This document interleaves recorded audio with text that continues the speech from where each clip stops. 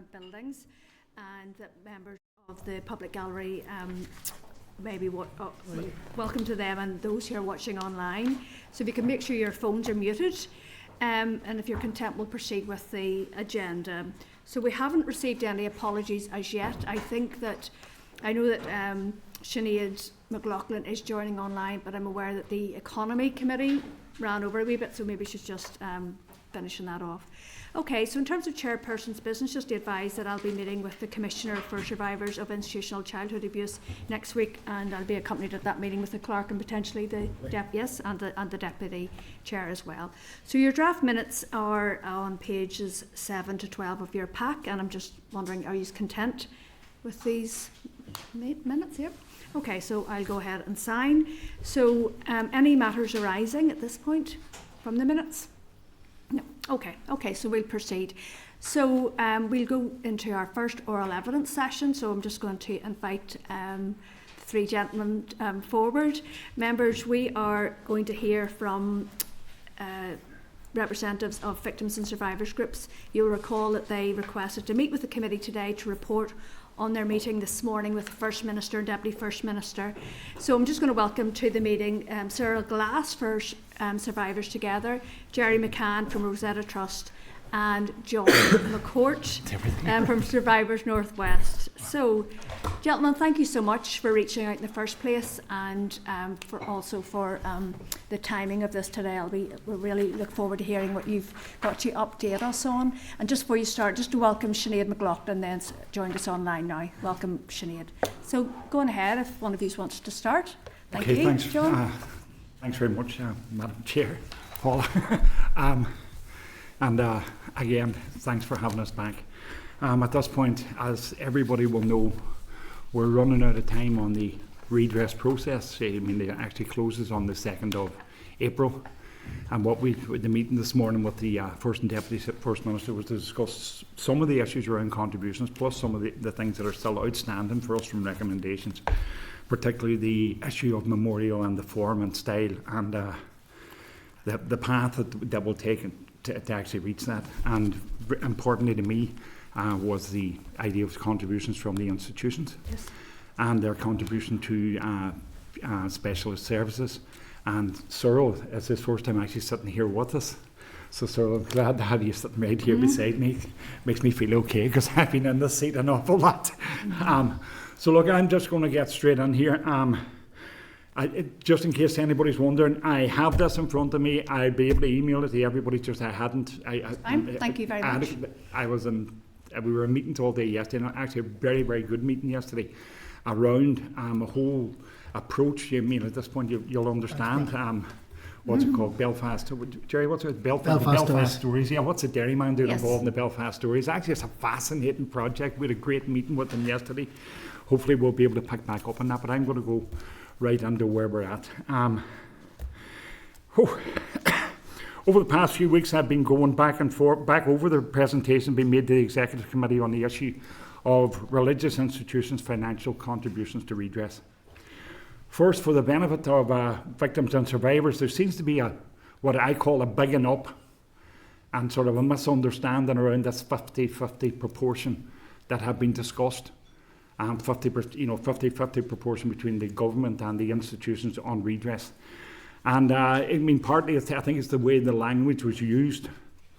So just to be clear, it's not a 50-50 split in the total redress bill of approximately or an estimated £100 million.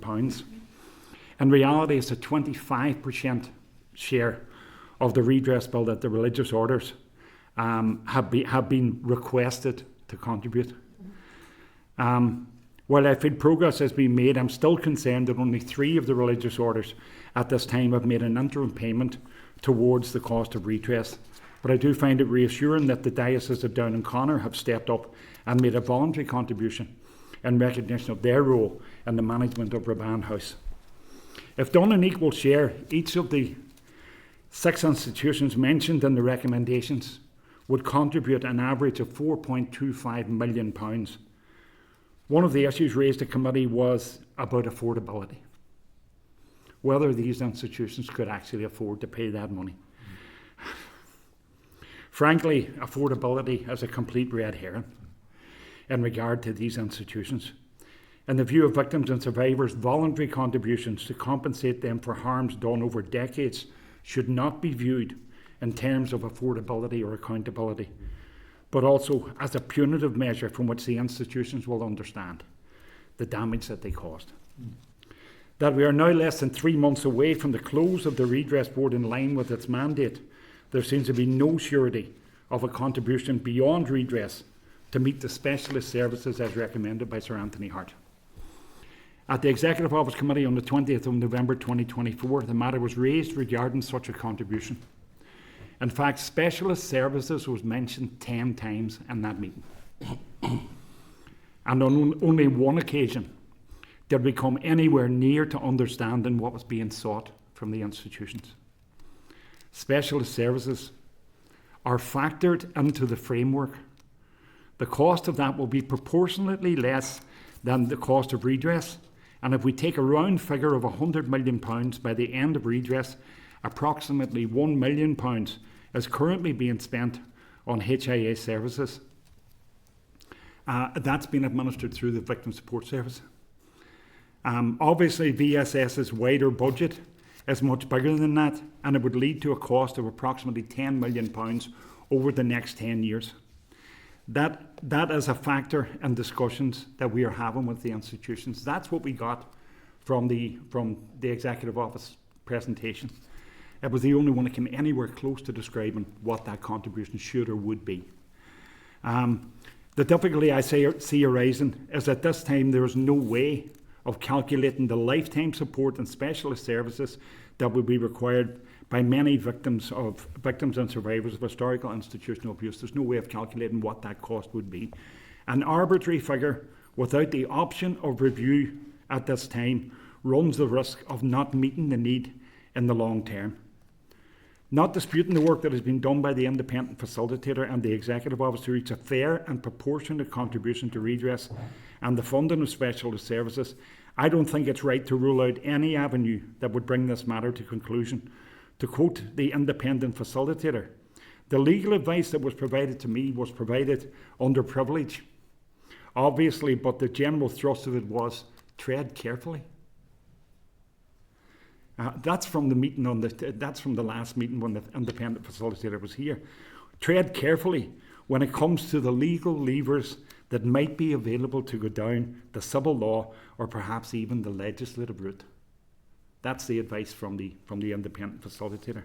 I'm not making a political point, but when I state I'm old enough to remember when the Payment of Debt Act was passed in this building in 1971 to allow government to recoup from state benefits and wages the rent and outstanding rates from members of the public. There's a precedent for government to recoup money owed to the state. I watched with interest the presentation given to the committee by Thomas Luff on the 20th November. I've raised this before, but by way of a reminder, the early commitment of the Congregations of Ireland to meet the 50-50 commitment of cost of redress in the 26 counties wasn't met. The government in the 26 counties went into an agreement too early, and without realising what the full cost of redress that would be dispersed through the Residential Institutional Abuse Redress Board would be, they had to come back for more money. Even then, there was a massive shortfall of hundreds of millions of euro that was protected through an indemnity agreement. In other words, the institutions had signed off saying we're paying no more, and the government accepted it. So it leaves them hundreds of millions of euros short of what the 50-50 split would have been. However, the Congregation of Religious in Ireland, CORI, an all-island body, made a contribution of €110 million to a separate welfare fund specifically to ensure that specialist services were delivered through an independent body, later renamed as Caranua, to meet the needs of victims and survivors of abuse in residential care.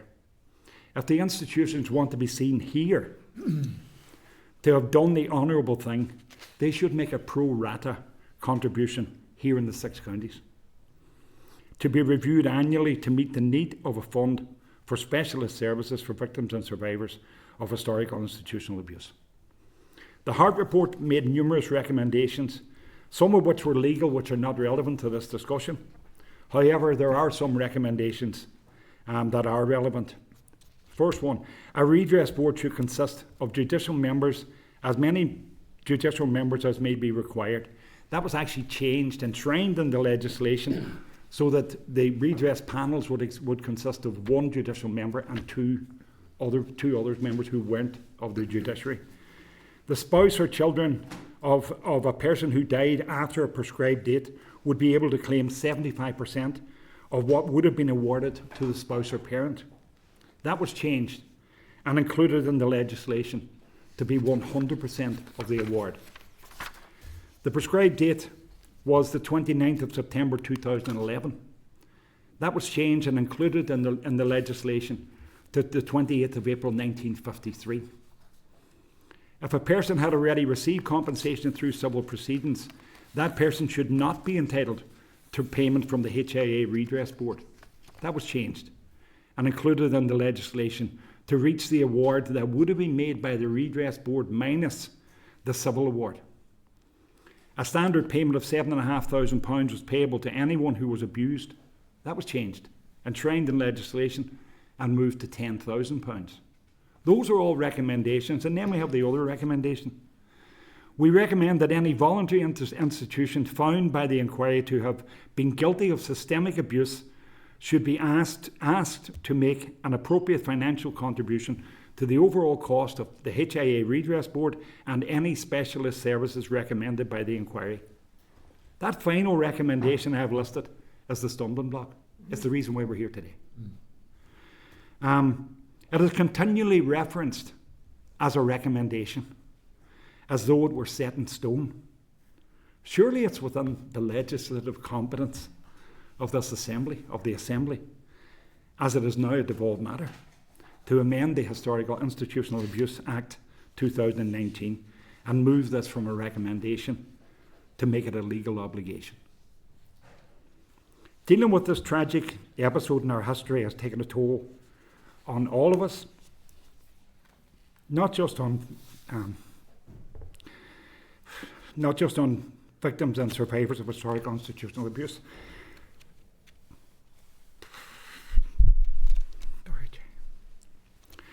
but our families, our friends, and our loved ones, including my colleagues that are sitting with us today.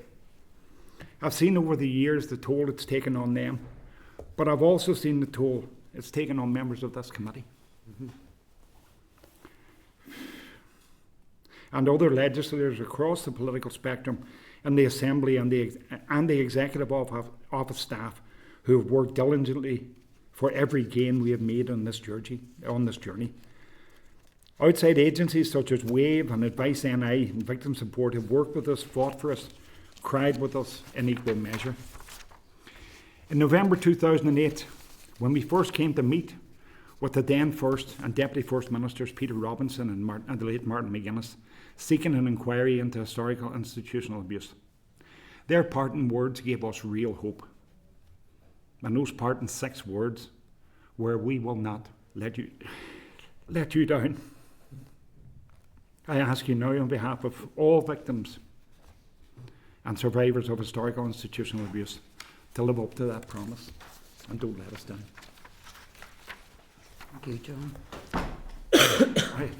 Thank you, You're John. grand. I really appreciate it. I wonder at this stage, could you maybe give us a readout of what you heard this morning in terms of the memorial or any other, please? I'm Jerry. Jerry might. Yeah. Thank you. Okay, I think we've made significant movement in terms of the Memorial Stroke programme, and we're quite confident here to say that the bench has been set aside and an overall strategic plan in terms of a memorial up in Stormont Grounds. We agree per se. We suggested to the First Deputy First Minister, in order to do that, was to have a victims-centred process co-designed and have a victims' participation in a steering group, which therefore encompassing with an independent chairperson. And from that would emerge would be various ideas of memorialised be it local, provincial and so forth. And we think this is the best way forward, that the fact that survivors would be involved in this process rather than officials. And we're being on the periphery, as we have been for quite considerable time. And just yesterday, as John has alluded to, we met with delegation from Belfast Stories in City Council. And their initiative, which is planned to have a permanent building of Belfast Stories being recorded in various different themes and eras, that they want to take our journey into that process. Now, that was something that we initiated ourselves, that we were thinking outside the box, other than what was, dare I say, recommended by Sir Anthony Hart as a recommendation. So both ministers have agreed that a steering committee would be the best way forward, and that would be on the auspice of TOE in liaison with the groups and how we would form that committee or that group as a steering group. Now, that's nothing to do with the advisory panel, which we also put on record that the advisory panel at this stage is too late. It is far too late. We're 8 years, next Monday, of the report has been published. For us, it's been an exhausting time. It's been 15, 16 years of our lives in this particular journey. So we have left that particular meeting with that aspect certainly addressed. We have also raised about the services, in terms that the services, which is ring-fenced to 10 years, that the service must continue in perpetuity. We have a generation of people who are in their early 50s who certainly would have 25 to 30 years, and therefore, given I'm 68, I'm not going to be around in that length of time. So therefore, for future survivors coming through, that the service would be still there for them intact. That's basically where we are. Thank you very much, Jerry. Do you have anything to add at this stage, Well, there's Jerry? nothing really to add about that meeting, but it did discuss some things that Survivors Together are concerned about, and I haven't met this committee before for various reasons. So is it okay if I give a couple of points and you can ask me questions about it? Sure, Okay? thank you. Go ahead, sir. The first one would be, Survivors Together were formed because we felt that we didn't really have a voice for what would be seen as state-run institutions. And I have to say this, and I don't mean this to be a sectarian thing anyway, but predominantly Protestants seem to be forgot about. And I've had people, the members of my group coming to me and saying, like for instance, White Abbey Training School, nobody knows about us. Other training schools, no one knows. Rathgill Training School, Rathgill Training School, Malile Borstal, Hydebank, different places, and we just seem to be forgot about. And I was saying earlier that even when there's been particular developments through the media have never contacted us, and I think that the TOE have a duty of care to tell us about that, to tell us these developments and even let the media know. But it seems like we've forgotten about. And I've had to bring this to you because my members are telling me they're quite concerned about that. And so I'd like to put that on the record that we are very, very concerned about that we're nearly forgot about, that we're nearly disappeared. And I can't say everything that I'm saying here is how I feel, but certainly how the group feels as a whole. We feel, as I say, we're forgotten about, but we feel that government are trying to hide this. They're trying to keep. It's all about what we see is it's all focused on the Catholic Church. Most people that know about childhood abuse and especially institutional childhood abuse think about the Catholic Church. They don't think about the state, what the state have done on us. The state have abused thousands and thousands and thousands of people, and we feel that we're just being forgot about. And I just have to put that on the record. We're very, very concerned about that. Another thing that, as I say, I haven't met just before, and was about the public apology. Can I speak about that for a second? It won't take long. Survivors Together refused to go to the public apology. First of all, because there was a review going on with the redress system at that time. The review hadn't finished. And another point was we believed that the government were taking full responsibility. We would have preferred that the Secretary of State would have made that apology, which didn't happen. And the reason I'm saying here about the review that was going on with the Redress Board and others, I can tell you this now, there were people going to the Redress Board who were being re-traumatised at that time before that apology. Absolutely been re-traumatised. And so how... And there was one member of the department had said in the public apology, I'm not saying her name, but she said, "Yous are now believed." That's not the case. We are not believed. We weren't believed at that time, certainly by the Redress Board. The language that was being used in the Redress Board was absolutely atrocious. What we have to understand is the Redress Board can have all their nice language, but the way a victim and survivor would see that we're just being called liars. And my own personal take on this was when I went to the acknowledgement forum before I went to Banbridge and the inquiry, I felt a massive big weight off my shoulder, because for once in my life I was believed, really believed, and I was touched by it. And I went out, and for years went on. I felt I started working with various groups. I started this group Survivors Together, and I felt believed. I felt good about myself. I felt about that past was the past, and now I'm believed. I felt better about myself. Redress Board, without a doubt. The panels in the Redress Board, I should point out, the panels, and especially the single judge member, re-traumatised me and felt as if I was being called a liar. That's what I felt. I was being called a liar. And I'm not the only person, and as you probably know where I took it, just a review out with the Redress Board, but we were treated appallingly. Now, I can't say that across the board of the Redress Board. The Redress Board made some good decisions, especially, I have to say, the Secretary of the Redress Board has been very, very helpful with me, helping me to help others, to where they are in the system. But that's the way we really felt about that apology. That's why we could not attend the apology. So we feel we haven't had an apology yet, really.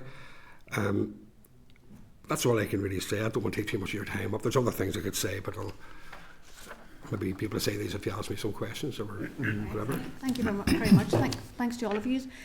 Just to stay with you for a second, Cyril, you may want to engage with your group and then maybe come back at another stage, because as you say, this is your first time. Yeah. We may just set up a panel with yourselves, closed session or open session. But exactly. Well, there is things that I would like to discuss with the committee in private. Okay. There is things that I told you that before, that I couldn't discuss here. No, I really. But if you maybe take that back to your group, and then we can maybe facilitate that in a few weeks, few months, whatever suits yourselves. Okay. But thank you so much to all of you for coming today. Can I just focus on the memorial for the start? So this steering committee, obviously, that's to be welcomed. Were you given timescales? Well, initially the fact that we just put this out this morning is something that through with TOE we will work out a timescale. Okay. As I said, will be 8 years this Monday coming of the inquiry being report put out. We would like to get this done ASAP, but we want to do it properly and do it rightly. We want to do it sensitively in terms of what these images may look like in these various forms. I'm also able to say that we had the full support of the Commissioner, who also joined us at the meeting yesterday, that this is something she's very much interested as well. And it actually falls into Fiona's in terms of various programmes. And that is a reassurance for us that the Commissioner very, very much supports this direction of travel for us. The fact that we had to think outside the box as such that as I said, it was down in Dublin, and it's about the McDermott Street migrant laundry. And one thing that was severely lacking by the government and officials was that there was no survivors on the steering committee. I mean, and therefore I said, well, here, that's not going to happen up here. We must have a steering group who can actually do the direction of travel. And I would likely think by the time, hopefully by the end of this year, that we will have formalised a process forward. And Fiona's very much behind us with that. Good stuff. Thank you. Thank you. So, John, in terms of the substantive part of your contribution there around the contributions from the religious orders, I hope you picked up that there was great frustration across this committee in terms of what we were hearing and what information we were being provided for. So it's not fallen off our agenda by any means, and it is something that we will come back to. So I really appreciate your feedback in terms of what you heard and saw that day. I'm conscious that the change in the legislation, that would require the UK government. I think, even though we're devolved administration, it is Westminster legislation. Have you engaged with the Northern Ireland office or the Secretary of State? Actually trying to get anybody that's trying to get in touch with the Secretary of State is going to have real problems, right? I put it that way. Yeah, So look, I will go through. I'll go what through. I'm saying, we could if you Yeah. haven't already started that. And I, I mean, actually, some of the people I've been talking to actually said to me, "Look, John, no, there's absolutely no reason why it couldn't be done under statutory rules here." Okay. So And we actually, will look into and that. if it as was well. done under statutory rules here, you're not talking about a 2-year time frame. You're not talking about all of that stuff. You're literally talking about transferring something from a recommendation and to an amendment. And to be honest, it just saves. I mean, for us, it gives clarity of the fact that this isn't now a request, that this is a legal obligation. And if it's a legal obligation, you're going to have to stick to it. The statute books. So when you raised this today with the First and Deputy First Minister that the services should be in perpetuity, were you given any assurance or any? Again, that's down to the review. There's a 5-year review which will take Course, place on that's right, you're services, right, and then you're right. once the review's done, although Sir Anthony Hart's initial recommendation was for 10 years, I mean, we're seeing, as I said in front of the committee last time, if you were 16 years of age when you left an institution in 1995, you're in your mid-40s now, you still have 30, 40 years of your life, hopefully 30, 40 years of your life, and some of that may actually depend on care that should be available outside of the process of the burden of the state having to take it on. It is somebody else. Somebody else has responsibility for it, and in my view, that's the way it should be dealt with. So we're awaiting the review, certainly of the extension of the support services. And when that comes through, again, hopefully, well, I think at this point they're very, very aware of the fact they can't go ahead with that without having a consultation with us. Yes. So we're going to be very, very strong in the fact this is something that is necessary, and this is something that can't be time bound until, God forbid, the very last of the survivors and victims of people who were in these institutions is no longer in the picture. And I take it you did, but just for clarity, confirmation, did you stress that you feel that the religious orders should be responsible for contributing towards these special services? Sure. You didn't miss for that one. And a lot more than what would appear to be, the guesstimate of this is what it may very well cost. Look, that's not good enough. As I said with the example in Dublin, the fact that the government ended up paying out over 1.2 billion euro, and the religious institutions end up putting in something like 460,000. Or 460 million. It came nowhere near meeting what would have been made, And I think the wrong type of agreement was made far too early. Okay, thank you, John. Deputy Chair, thank you, Stuart. Thank you, Chair. And thank you for coming to us today. And for me, this is the first, not the first time to be aware of all of the issues in the background, but my first time on this committee to listen to you and what you're telling us. The Chair's raised a number of questions which I would have asked, but I have a specific interest in what Cyril's been talking to you about today, specifically in relation to state institutions and other voluntary sector institutions which were non-church or non-Catholic church institutions. I have a very personal connection with one person who committed suicide when I was at secondary school. Because he was in an institutional home. I'm also aware, because I lived there and was a teenager at the time, and witnessed for myself some of the activity around the White Abbey situation as well. So I am familiar with that, but I'm not sure that the community and the wider community is familiar with a great deal of this at all. And I think we need to shine a much stronger light into that dark corner. So I would certainly welcome in either open, or if it's better and probably is in closed session, if you and your group do want to come back and share some of that information with us. I can't say to that I myself did go to the press, because it took me to do it. I went to the press and told them this here, that there was widespread abuse in state-run institutions, and they'd done a story, and that was it.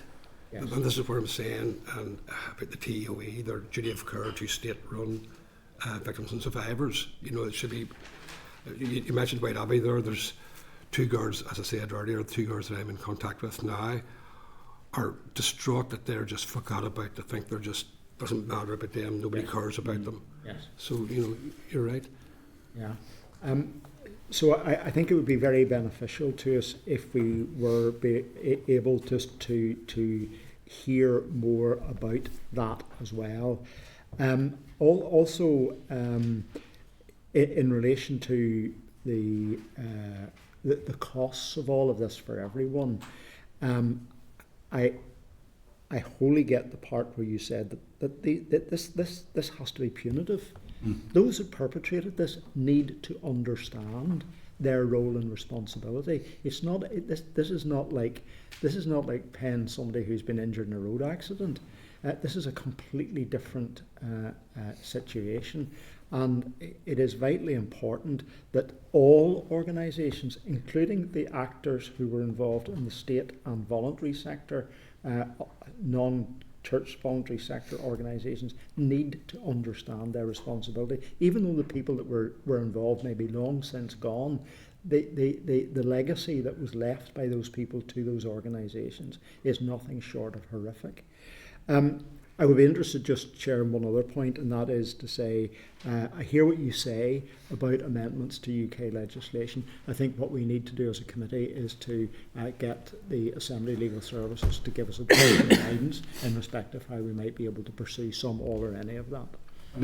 Actually, the reason why I was stressing on the fact of making that legislation rather than a recommendation is when push comes to shove, the redress board closes on the 2nd of April. It's possible that the last redress payment will be made by October, November this year. Mm-hmm. And by that time, the total figure for redress will be out there to be divided up between the institutions and the government. And I mean, for me, it's more important that you have it and not need it than need it and not have it. And if you have the legislative, if you have the legislative authority to turn around and say, look, no, that's not good enough, this is what we're going to do, then you're coming at it from a different place. And just one final question, Chair. And again, apologies for coming into this late as a new committee member. Are we satisfied, maybe you'll never be satisfied, but are we satisfied that all victims have now been identified? No, absolutely not. An example of that, I was in Enniskillen last week. In fact, I was in Enniskillen on Monday. That's somebody that lives 70 miles away from here who hadn't heard about the redress board. And I spoke with somebody in England who had met a dairyman in a pub in Bradford who'd actually been in a home in Derry, left Derry when he was 16 years of age, never met anybody from Derry from then to now. And about 3 months ago, this guy happened to meet a guy in a pub. And he says to him, your accent sounds familiar, where are you from? He said, I'm from Derry. Yeah. He said, so am I. And the guy asked the guy where he's from. He said, well, actually not really from Derry. I was brought up in Termonbacca. And the guy told him about the redress. And the guy said, I heard nothing about it. He's living in Bradford. And there are two sides to that coin. There are those who are victims who, as you say, will not have heard about it, but there are victims who will have heard about it and have come forward. Is there an equal obligation on all of the institutions across the whole spectrum for them to have examined every single role, every single note, and every single individual that they had in their alleged care? There never was a role for them on that. And what they would do, and in fact, part of the difficulty in the initial stages of the inquiry was actually getting some of these institutions to find records.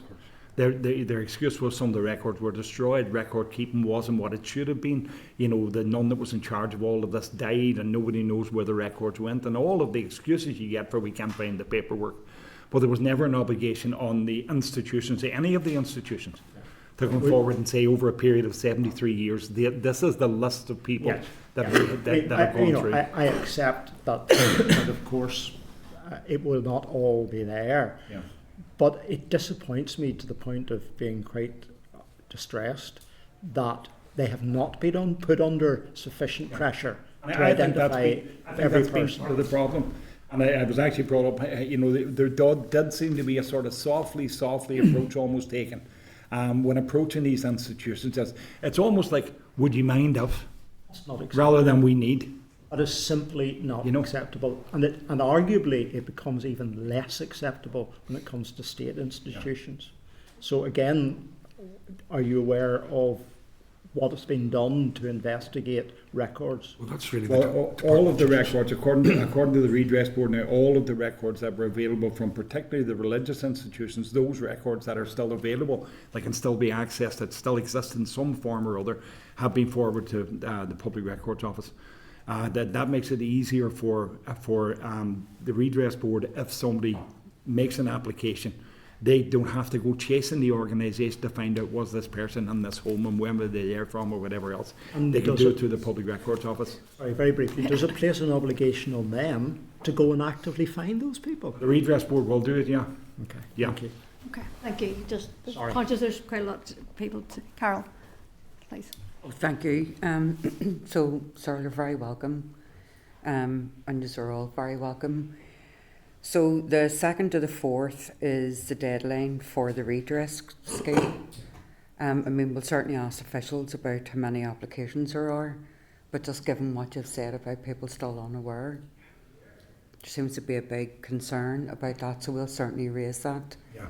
Because I think in the Commissioner's report in our papers, there was something, you know, was from establishing in December 2020, there's 1,357 cases and almost 1,000 inquiries from individuals, and that would give you just an estimate. Yeah.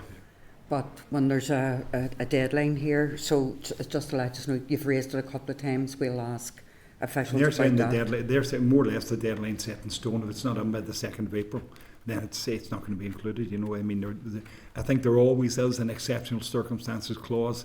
But my feeling is, if the application isn't done by the 2nd of April, then if it arrives on the 3rd or after that, look, it's not going to be taken on. And then one other thing, sorry, can I just say that solicitors, most solicitors have stopped taking cases from now. Right. You know, and yes, and there's a case for an individual can take their case themselves and hopefully get help from the VSS, and we have trauma, but a lot of people won't do that. A lot of people will be trying to rely on solicitors. Chair, can we just put that down as an issue? The other issue is, I'm hearing clearly, and just a concern I have, but I'm hearing very clearly that the 2019 Historical Institutional Abuse Act, you don't feel it's for purpose. So, No, they're working out of it. Certainly, it seems to be they're working out of it now, as people are sticking strictly to the letter of what's in there. There's no real scope being taken to interpret what could possibly be defined as something that works in the principle of the legislation, shall we say, if not in the letter. so rather than just using recommendations, rather than a legal obligation to Yeah. comply, is where your concern would be. And I think again, I mean, and just an example of that, and I'm going to come back on it, and it's just because it irks me. I mentioned the Redress Board. Sorry, not the Redress Board. I mentioned the where did I go with it? In Dublin. Oh yes. Oh yes, Yeah. Just give me a second. I'll come back to it. McDermott. The welfare fund in Dublin. For survivors, for victims and survivors of abuse in residential care. When the religious institutions were obliged to make a contribution, not requested, obliged to make a contribution to a separate welfare fund, and remember, unlike here, the religious institutions were totally responsible for what went on in the 26 counties. That contribution was €110 million. Now that was from the congregations, the religious congregations, the congregations of religious in Ireland, which is an all-island body, which as far as I'm concerned meant the contributions were made to that fund by people who were here in the 6 counties. Religious organisations that were here in the north actually made a contribution to that fund, right? So €110 million. There were 16,000 applicants to the welfare fund in Dublin. And so 16,000. Now, according to the figures that were put out here not that long ago, something like 40% of the total number of people who've approached the Redress Board were people who were in religious-run institutions. So what we're talking about is around 1,600 people that went to the redress board were in religious institutions here in the north. 16,000 people made an application to the redress fund or the welfare fund across the border. And I'm saying there were 1,600 people here. That redress fund was €110 million. If we're talking a pro rata contribution without any discussion at all, we're talking about a contribution of €11 million being made by the religious institutions in the first 10 years of the establishment of a welfare fund. So the issue that I'm hearing is, and taking into consideration what your own concern, Cyril, is the state needs to be involved in that as well. 100%, yeah. So, for example, then that I suppose we'll find this from officials and maybe through further information.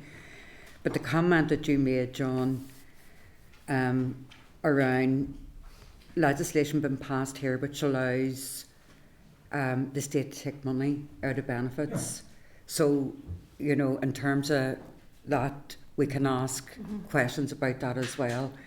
And then I do think with even under correspondence in our committee papers, the Hilary Bain has responded to some queries. I do think it's worth finding out what we can do in terms of 2019 legislation, because what we don't want are none of us on this committee, just cross-party support for you all. None of us want to let us down at all. So whatever we can do, well, so I suppose I'll just leave it at that, and then when the officials and some of them are here, at least to know what questions we're going to be asked. If we're going to take currently the percentage that's mooted, that the executive officer talking about as a request of a voluntary contribution from the religious organisations, if we're talking about the £100 million, then we're talking about a contribution of £4.25 million from each of the six, an average contribution of £4.25 million from each of those six institutions that were named in the report. And we're going to take that same figure. What we're talking about is that when it comes to financing services, they're going to be way down. I mean, you're actually talking about a quarter of £1,000,000 split in 6 parts, which is what the contribution to welfare is going to be. Look, you know, after 70 odd years of abuse, and the fact that the state itself acknowledged the fact that in 1953 it was made aware that things were not right in these institutions, that nothing was done. After 73 years, I think a quarter of £1,000,000 or £4.25 million as a redress payment in total to victims and survivors is shocking. Oh, I agree. Thank you, Chair. Okay, thank you. Harry, please. Thank you, Chair. Thank you, gentlemen. John, is similar to Carol's point. You really emphasised when you come in that we're running out of time, Yeah. John. So I know your biggest worry is the people, but is there anything else you feel you could potentially be cut short on because of the lack of time? Well, in fact, there was an interesting question asked here at the meeting on the 20th, and I'm sorry to keep going back to that meeting, but does anybody know how many survivors have died? Actually, these are the people you want to talk to. And I can tell you I lost a brother and a sister, both of whom were younger than me. Yeah. And in Derry, we probably lost another dozen people from the report from the report came out. And I mean, Jerry himself, he's actually said like 22 people from the report came out. Cyril, that's the sort of thing that, for us, time's not running out on paper, time's running out for people.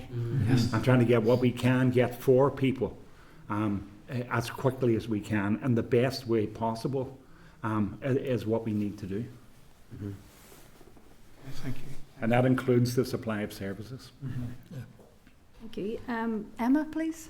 Thanks, Chair, and thanks to you all for coming back in, and thanks, Cyril, welcome to your first Executive Office Committee meeting.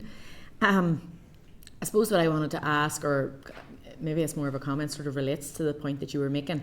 I know in previous meetings where we've discussed this, there's a reluctance from the organisations relating to the Catholic Church to front up, and you've referred to that very clearly, John, and you sort of don't want to give any opportunity to let them off the hook in that regard. But I always think when you look at this episode in totality. It was even in non-state institutions, they only existed with the compliance of the state, with the direction of the state, and the compliance of the community, who were instructed by both state and various churches. So I think there's definitely a role there for the state, and they cannot wipe their hands off it or insinuate that they weren't involved. It's not just Catholic churches, there is the Irish Church Missions, which is a branch of the Church of Ireland as well. Yeah. It was widespread, and the more that you hear about this, the wider it goes. And I suppose you made that point around, the Catholic Church, that people are aware of it, and rightly so. Yeah, of course, rightly so. Yeah. But I definitely take on board that point you were making, and I think it places an obligation on all of us. I suppose just the questions have largely been covered. It is that concern around the people that aren't aware of this, and the time pressure that's on us, and what we can do to help in that regard. And again, I mean, when we talk about, talking about survivors that are out there, I know there are people who are aware of the redress process, but for their own reasons, some of them because they really absolutely no way want to revisit this. Secondly, because they don't want members of their family, their friends, to be aware of an experience that they had. And the other thing is, look, it's in the past. I just don't want to touch it. And I mean, that's going to be people's choice, but I think they should be given that choice. And the avenue, if they decide to come forward, should be made a lot easier for them. Yeah, 100%. Do you have fears around that specific to the Absolutely, yeah. I know there's been public awareness programmes done around here, and maybe even in England and Scotland, Wales. I took Fiona Ryan, our commissioner over to England and Scotland, and met some people. But it goes far further. It goes around the world. It goes to Australia, it goes to Canada, it goes to America, and it hasn't been done, obviously because of funding here, and with the funding. But really there's a massive amount of people here around the world who don't know about this. And I'm still getting people coming to me, just as far as last week, came up, didn't know nothing about redress. And I'm amazed, to be honest with you. How did you not know about this? But they didn't. No, when you're not living and breathing something, sometimes you... And a lot of it's word of mouth, obviously, And just a point of information, I remember the question we asked last time, why did the inquiry stop date be 1996? Actually, I think in the discussions that led up to the legislation for the inquiry was the fact that the new Children's Act in 1995 was now in place, and the significant guarantees and significant protections existed within the Children's Act. They would investigate stuff before the Children's Act came into play. Okay, thank you. Thanks, Chair. Timothy, please. Thanks very much, Chair. Thanks very much for coming along today. It's been very, very helpful and useful. I want to, start off my questions and inviting you to provide your comments on the Executive Office facilitator with the institutions. When Mr. Sweeney came along to committee, he said he wasn't an advocate for victims, and they seemed to me very respectful to the institutions. So you've said a little in your opening gambit, but I'm wanting to give you this opportunity in this space to give your feedback and evaluation on his input. Yeah. Well, again, I mean, I have a declaration to make, almost a conflict of interest declaration to make. I've actually known Paul Sweeney for a very, very long time. I worked in the community sector for almost 40 years. So I knew Paul from his involvement with the community sector. So when Paul was appointed, I was actually delighted. It's the same position when Brendan McAllister was appointed as the interim advocate, because I'd known Brendan for many, many years. And these were people I knew, that I worked with, that I worked in community with, and that I trusted to do the job. And I think, particularly in Paul's case, yes, I mean, while he's saying he wasn't advocating for victims, that he was sort of neutral in this position. I think neutral is a really awkward word for me, but it was neutral in this position. In other words, trying to cover cover on behalf of as many people as he could what he could. And I think it put together, I mean, at this point we haven't seen what's gone forward to the First and Deputy First Minister, and we won't know about it until after the whole issue is resolved, which I think is a bit too late. But I mean, I trusted him. I do think, yeah, I mean, his use of language does seem to be a very, very softly approach when it came to pushing him on talking about the institutions. I'm not saying he wasn't effective, and I'm not saying sometimes softly doesn't work, but sometimes you do have to bang the table. Sometimes you do have to thump the table. Sometimes you have to stand up, and bang the chair on the floor, to make sure people get a point. And I don't think if that was within, if that was sort of part of the way that this should have been done. I think the softly approach, which is almost, as I said, if you wouldn't mind, if you wouldn't mind, isn't going to convince me to do anything. No. Would it be all right if we're going to suggest? Me, I'm hold on a second. Here's a figure. I'm going to put this figure down. This is what we want. Now you argue with me why you can't do it. And if you're going to talk affordability to me, I'm going to say to you, show me your books. I'm going to find your affordability because it's going to be there. So yeah, I as I said, at this point I haven't seen a report that Paul's put forward, so I have no idea where this has gone. But as I said, he's always been, for me, like he has always been somebody who's who's been fairly balanced in an approach, and I think again, I don't want to be seen sitting in a position of judgment, but I put it this way: if I'd been Paul, I would have been stronger on my approach to the institutions, and I would have made sure that this committee knew how strong I was, rather than I wonder if he pushed them enough. No, that's certainly something that came across. I was extremely frustrated that day, and some of the figures that we're hearing, I wonder, is that because of the softly approach? Whereas I would agree with you, at times we do have to just bang the table and stick on their feet. Moving on to a point that Cyril brought up about the apology, and a lot of play is made about the apology that was delivered by the First Minister and Deputy First Minister.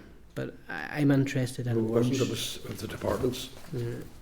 And no actions, essentially. Do you believe that the state and the institutions to date, that their apologies have been sincere and how they've treated you? Not in the least. Not in the least.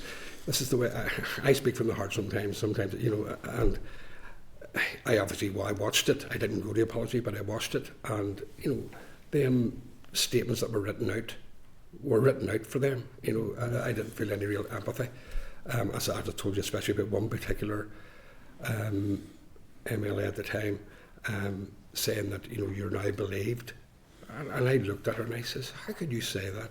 How can you possibly say that when victims are still today not being believed by the redress board and by the single point this out by the single judge member? But so as I say, we feel we haven't had an apology. I think we'd see, and again, I know from the discussion we had with our group when they left Parliament buildings that day, was that the politicians did step up to the mark. The institutions failed miserably in coming anywhere near the point that we could actually say, I feel they're being genuine in this. It was almost like a script that had been written 10 years earlier when Anthony Hart had said there has to be an apology. Somebody wrote a script, threw it in a drawer and says, we'll keep it for when we need it. And the night before, pulled it out and said, you take that to Stormont, read that out tomorrow. As I said, it was read with as much passion as reading a shopping list, And it certainly didn't get that, but from the politicians, partly because there was a sort of a consultation. We weren't telling them what to say and they weren't asking us what they should say. But in the discussion that we had, we knew what had to be touched on. And I think that from the politicians gave a genuineness that I certainly felt sitting in the chamber. But I know there were people who wanted to leave the gallery by the time the second party of the religious institutions had stood up. There were people who wanted to leave. Moving on to the memorial, obviously this is quite fresh. You had your meeting with the First Minister and Deputy First Minister this morning. Memorials are great, and what you're talking about, the Belfast stories, can be a great tool as well, as long as the stories are told and told in a way that don't re-traumatise people. Often I'm speaking to people that have been victims of the terrorist campaign, and what they say is that they want justice. do you feel you have been failed in that regard? Well, again, there had been a discussion here about the number of prosecutions as a result of the of evidence that went in front of the inquiry, and the fact that there was that nobody was actually made accountable in front of the courts as a result of all of the evidence that had gone in front of the inquiry. No, that justice element was missing. And I accept the fact that some of these cases go back 50, 60, 70 years. And a lot of the perpetrators are dead. But the institutions themselves, I still think, bear a responsibility. And it's something that they should have been sure they were answerable to. And it didn't happen. Can I put a point in there? Yes, sir. Can I put a point in there about that? Just when you're saying about the perpetrators, there was one particular guy who was mentioned so many times in Rathgale for abusing people severely, and I reported him to the police, and the police came to me and says to me that he can't find him. He's in the British territory somewhere, and they couldn't find him.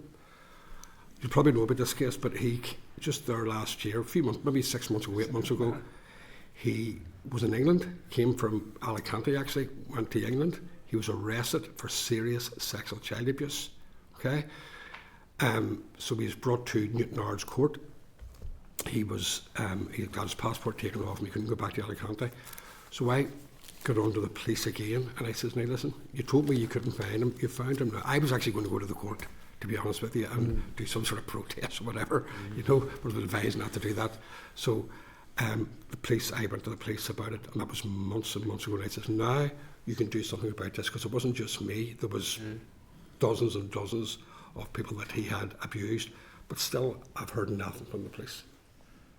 So it's very slow, and And just a quick final point in specialist services.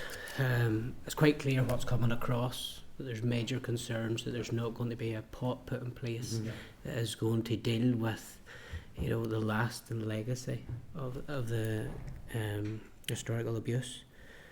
What can we do? So you have mentioned a figure, and you've talked about pro rata, if you take it from the south to 26 and the Republic to the 6 counties in Northern Ireland here, of what the religious institutions should put forward, and then you would have the state on top of that. That sounds like a sensible proposal.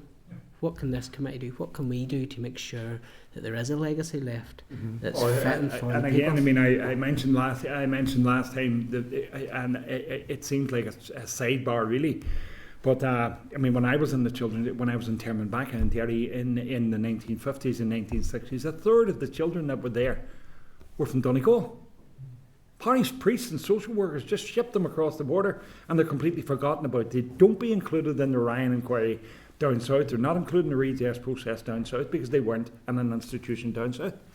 So they're sent up here, and then suddenly, some of them may very well, but actually most of them, for some strange reason, end up joining the Irish Army and end up leaving the country altogether.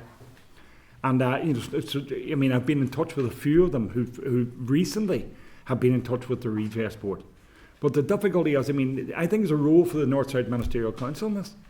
I think there is something, that again, this along with the expatriated children from the 26 counties should be included in some type of a settlement that the Irish government, on behalf of those who were from the 26 counties and sent north, should actually make a contribution to it. But they should also be looking at that contribution by the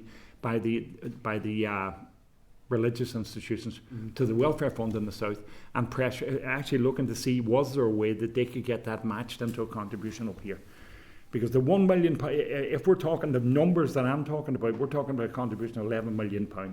So what we're saying is that that's going to be £1.1 million a year over 10 years, and hopefully on top of the contribution that would already have been made, because victim support are being supported right now to the tune of £1 million a year by the Executive Office and by the Northern Ireland Assembly.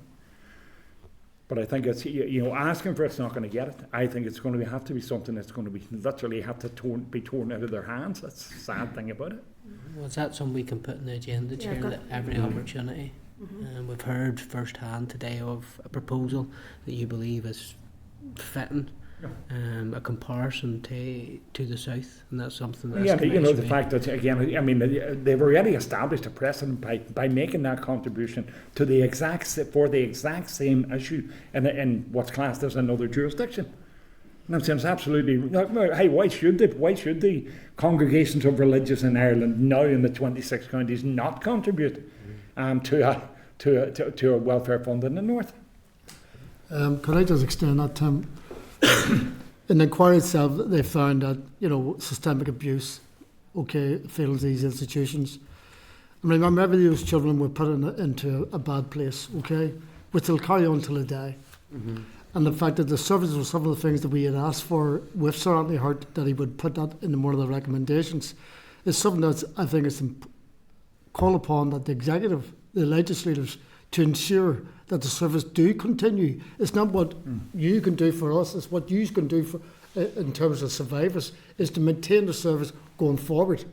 And wherever way it's funded, whether it be directly or indirectly, and whatever stakeholders are relevant, is that we are insistent the service must continue, because we would feel in our duties as group leaders as well as survivors that so many have availed. And I mean, we keep in touch with VSS, and I mean, we're talking nearly 2,000 survivors using that access. You know, and how many more could get to that? But this must continue on. So I think I would rather see you pushing it, taking it from what we're saying. We need this every day till we die. Just to give you an idea, Paul, I'm conscious of the time, but just Two more to come in. Yeah, just go to give you an ahead. idea of where that £1 million of support from the Executive Office to the Victim Support Service goes now. 1,600 unique survivors as of the 31st of March 2024. 3,636 sessions of talking therapies to over 300 survivors. 600 sessions of complementary therapies that have been delivered. 700 survivors have been supported to access social support and welfare advice. Over 4,000 sessions of visits to by caseworkers to over 700 survivors, and 330 survivors who've been supported to engage with the redress process, including the writing of statements and stuff like that, you know, that they wouldn't be able to do on their own. And the additional needs support, which include disability aids, treatment for persistent pain, trauma, focused physical activity, education and training, psychological support, and dealing with social isolation. And I mean, again, you know, you scratch your head, you think £1 million is an awful lot of money, and then you go through the list of what it's covering, and you go, and you know what, £1 million isn't really that much money. So I mean, that's actually what we're talking about. That's in a year. Okay. Ryan, please. Okay, thank you, Chair, and thank you, gentlemen, for your attendance today, but for stepping forward on this issue and speaking up for so many others. And we acknowledge the burden that it is also on yourselves, but it's something that you're committed to. And you've said about others you're not even aware still to this day, and you're speaking for them. I want to check a few figures just quickly, because John, particularly, you've mentioned various things. So just want to clarify, if that's okay. The total redress cost, you mentioned at one stage 100 million. Is that right? At this point, Is that an estimate? The total cost. I think the last time I was up here was, I think it was September or October, November, and I think then they were talking about 92 million. So they're estimating that by the time this comes to a close in 9 weeks' time, that they will be touching on 100 million or thereabouts. And is that actual payments? That's redress payments that have gone out to victims. But when you were talking about the true cost, are you then factoring in? No, that's solely on redress costs. Yeah. That's solely what's been paid out. Right. But are you saying there's the wider cost of running Well, the of course, scheme administration? of course, Yes. there's going to be a wider cost. I would hate to think what Yeah. that would be. But is that what you're saying? You know, About the institution should be contributing? No, well, towards that as again, well? government's going to take on the burden. I mean, with most inquiries, government takes on the burden of the cost of the inquiry. So, look, I mean, I would like to think you'd take whatever you could get off the other, Yes. whatever you could persuade, not even persuade, whatever it's possible to get your hands on from the institutions. Because, I mean, the bottom line in this is, at some point, this has to be seen to hurt. Yes. You know, and you know, I mean, that's the thing about it. You know, it has to be punitive. They have to feel the damage that's been caused. And if you're just going to, you know, I mean, that whole thing around affordability, You know, I mean, the idea of somebody standing in front of a court or somebody going to the bank and saying, I can't afford to pay my mortgage, and the bank manager turning around and saying, well, sure, that's all right, just give me what you can afford. Or you're in front of a court and the judge says, I'm going to fine you £500, but guess what? How much can you afford? That's what we'll take off you, you know. That doesn't happen. Why should it happen in this case? Yeah. And again, just going back something that you mentioned about a 4.25 million for each of the 6 institutions. Each of the 6 institutions. That has been suggested, has it? Or well, I mean, what was said, an equal amount? An equal amount between around the 6. 25 million, whatever. Nobody except me's actually mentioned it. I think maybe there's a hesitancy about putting a number on something, but the number actually was, if it was 100 million, you divide that in half. So that's 50 million. You divide that in half again because the government takes 50% of the responsibility for the second 50%. So you're left now with 25%. So 25% of 100 million, and then you divide that by the 6 institutions, and that's how you end up with 25 million, evenly split, or average, evenly split between the 6 institutions, will come out of 4.25 million each. And that's their total contribution to a redress fund for 73 years of hurt and damage and trauma and everything else. But that's like a back of an envelope. Yeah, calculation that you're doing. Like, but yes, the back of an envelope. But I mean, from what I could gather from what the independent facilitator said, that's what he's going to request of the institutions. Right. Okay. Well, we'll see what we can find out on that. And when you said, was it the facilitator? When you said somebody said about tread carefully. Yeah. But is this in terms of trying to upset the negotiations or something? Well, part of it was about upsetting the negotiations, and also about going down the legislative route. In other words, you know, he said legal advice from senior counsel to him was tread carefully. That was compelling witnesses. Yeah. And you know, for me, I don't think it's anybody's job to tell you how to do your job. You know, and I'm serious about that. And I know that had been mentioned. It was almost that. You know, and while I have the greatest respect for Paul and what it was that he attempted to do, I'm still saying, you know, there's a role for this committee, and this committee's role is oversight. Yep. And if you can't have oversight and you can't have guidance on what's happening within the executive and within this assembly, then there's no point in having a committee that we can come forward and say, look, we have an issue, can you address it? You know, that's why that's the avenue open to us, and we've used it frequently, and we've used it frequently, and we've always had some kind of a result from it, you know. But if you can't do the job, that if you're not allowed to do your job because somebody somewhere up a pecking order says, you know, maybe not. You know, it's just no. I'll tell you what, forget about it. We're going to do it. You know. And just last point. Better to seek forgiveness than ask permission. Just last point. I think it was Jerry. You mentioned you met this morning. Was it with officials or was it with FMD? Yeah. Okay. And did you say a memorial bench is still what's been? No, that's been set aside. Right. And that there would be an overall view of what would be displayed in either the grounds or the building itself, which is co-designed by survivors. Okay. So it's still a blank canvas at this stage. As such, you know, you may have a bench as such looking at something. For example, if you know what I mean, you know, the bench isn't going to be. But the bench is not going to be the theme. And our argument was that the first phase of any memorial programme is the most important one, because for the optics, for the media, it'll be out there. Here's what we're doing, you know, and we're going, that's not what we wanted, you know. It's all about us, the survivors, you know. So there's the whole process has to be run yet. And once the steering group is formed, constituted, then we can move up rapidly. Okay, thank you. Okay, just before I bring you in, Sinead, just to remind, we had, Sinead, there's just one more to go. We had Hansard here when we took the evidence from the facilitator, and we're coming to the end of our inquiry into gaps in equality legislation, and we will be looking at this as a potential follow-on inquiry. So please be assured this is not the end of the road for us on this subject. Sinead, go ahead, please. Thank you very much, and thank you to John and Cyril and Jerry for your evidence today, and as always, it's pretty emotional to sit and listen through it.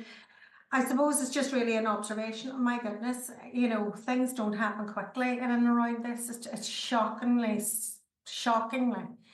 slow. And as you say, time is of the essence. You know, people are not getting any younger.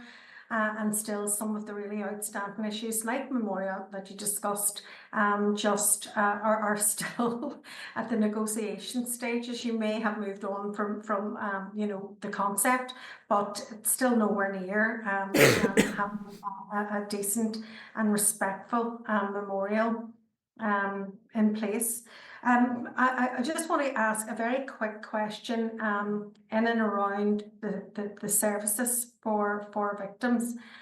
Do you believe that the services are of a high enough standard as they currently exist, or is there any enhancement that we should be encouraging the department to make to ensure that they're fit for purpose and that they evolve and they meet the individual needs of the victims as their life progresses as well? And obviously you've talked about it should be a whole of life provision of care and services in relation to that, and I think there's nobody in the committee that would disagree with that. But can you just speak on the quality of the services that are being provided for victims and survivors, please? I think Jerry, actually being the representative of the group that has the eldest of the survivors among them, would be best suited to talk to particularly the delivery of services. Sinead, the quality of service we're getting at this moment in time is very much suited to the needs and individual needs of survivors. Whether you can improve that or not is determined on their well-being itself. For example, I mean, people can go and see specialists and get a quick assessment of whether they've got cancer or heart conditions and so forth. That's very good, but then that's as far as it goes. You know, they can't go and get their operation supported by the state, but they can certainly get the assessments done and so forth. But I think when we have that process in place, it's more important for people's mindset that at least they can get an assessment by a consultant, and that at least puts them in a better footing of where they are in terms of health-wise, mental-wise and so forth. So to date, yes, I think the survivors are satisfied with what they're receiving. And I think some of the services actually delivered very, very quickly. I think, certainly from the experience that I've had, the appointment of and it's real difficult in the statutory sector to have an occupational therapist come and see you. You're talking about a waiting list of 10 months, a year. Anybody who's done any work on housing issues will know how long it's going to take to get. And they've been really, really quick, being able to get an occupational therapist. You know, and for people that we're talking about, you know, you're talking about a housing adaptation, maybe from a bath to a wet room. You know, so just for safety reasons. You know, if you're going to wait for the housing executive to send somebody round, that's going to take a very long time. I mean, I know people who've actually had this done from start to finish, the whole thing in 11 weeks. You know, which is amazing. You couldn't even think about getting an appointment with a. So I mean, they are delivering that sort of service again. I mean, when it comes to stuff like, I mean, one of the issues, particularly with a lot of people as young children who were continually slapped around the head. I mean, one of the things that we're finding is hearing problems. You know, and again, that's something that is really, really good in getting somebody to go and see a specialist about this, or go and get something done about hearing. So yeah, I mean, they're delivering the services, and I think the only way the services could be delivered better is if there was more awareness of the services in the first place, and secondly, if there was more finance, you could probably deliver more services. But I don't actually think the standard of service would be that much higher than it is right now. And I mean, as Jerry said, I mean, the services that are being delivered timely and efficiently. I would say too, the services are absolutely excellent. You know, they're even dealing with, you know, intergenerational trauma, you know, for children of victims, you know. And I know personally, people who have had counselling has said to me that it has changed their lives. I know people, to be honest, who have been on the verge of suicide, and they have went away for their counselling, and they have completely changed their views and things. Absolutely fantastic. Obviously, maybe in a few years to come, obviously victims are going to get older and more frail, and they maybe have to up the services a bit, you know. But we have no complaints whatsoever, only praise for them. That's excellent. That's really good for us as a committee to hear as well. Look, I mean, we'll probably be back before us again as we move forward. But thank you very much for coming along today. Thanks, Thanks, Sinead. Thank you. No, I think that was quite a positive note to end on. So Yeah. thank you Yeah, for sharing that Thanks so much. feedback. So you have our assurance that this is top of our agenda here, and really appreciate your time today. And Cyril, please take that invitation back to your group then. Okay. I'll email that. Please do. I'll Please do. email And, it to and you keep in touch with so- us if there's anything else, any other thoughts. Yeah. Email us through. Keep us posted on what you're doing. Oh, we certainly. I know you do, but I'm just reminding you that we really appreciate it. So thank you, gentlemen. Thank you. Thank you. Thanks, everybody. Thank you. Okay, members, so we're moving on to items. Oh, sorry. Yeah, let's talk about actions then. So there was quite a lot there, actually, wasn't there?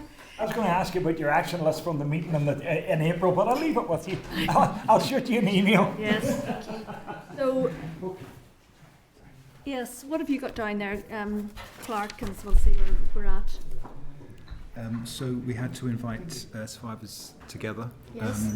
for a Offer closed them, session. yes. Yes, offer them, Okay, thanks. to investigate Yes. amendments to Westminster legislation. Yes, look into so that. I'll get from Mr McCourt the list of intended changes to legislation to see Mm-hmm. if that has to go via the Secretary of State Or whether they could do it through. or whether we can do it here. Yep.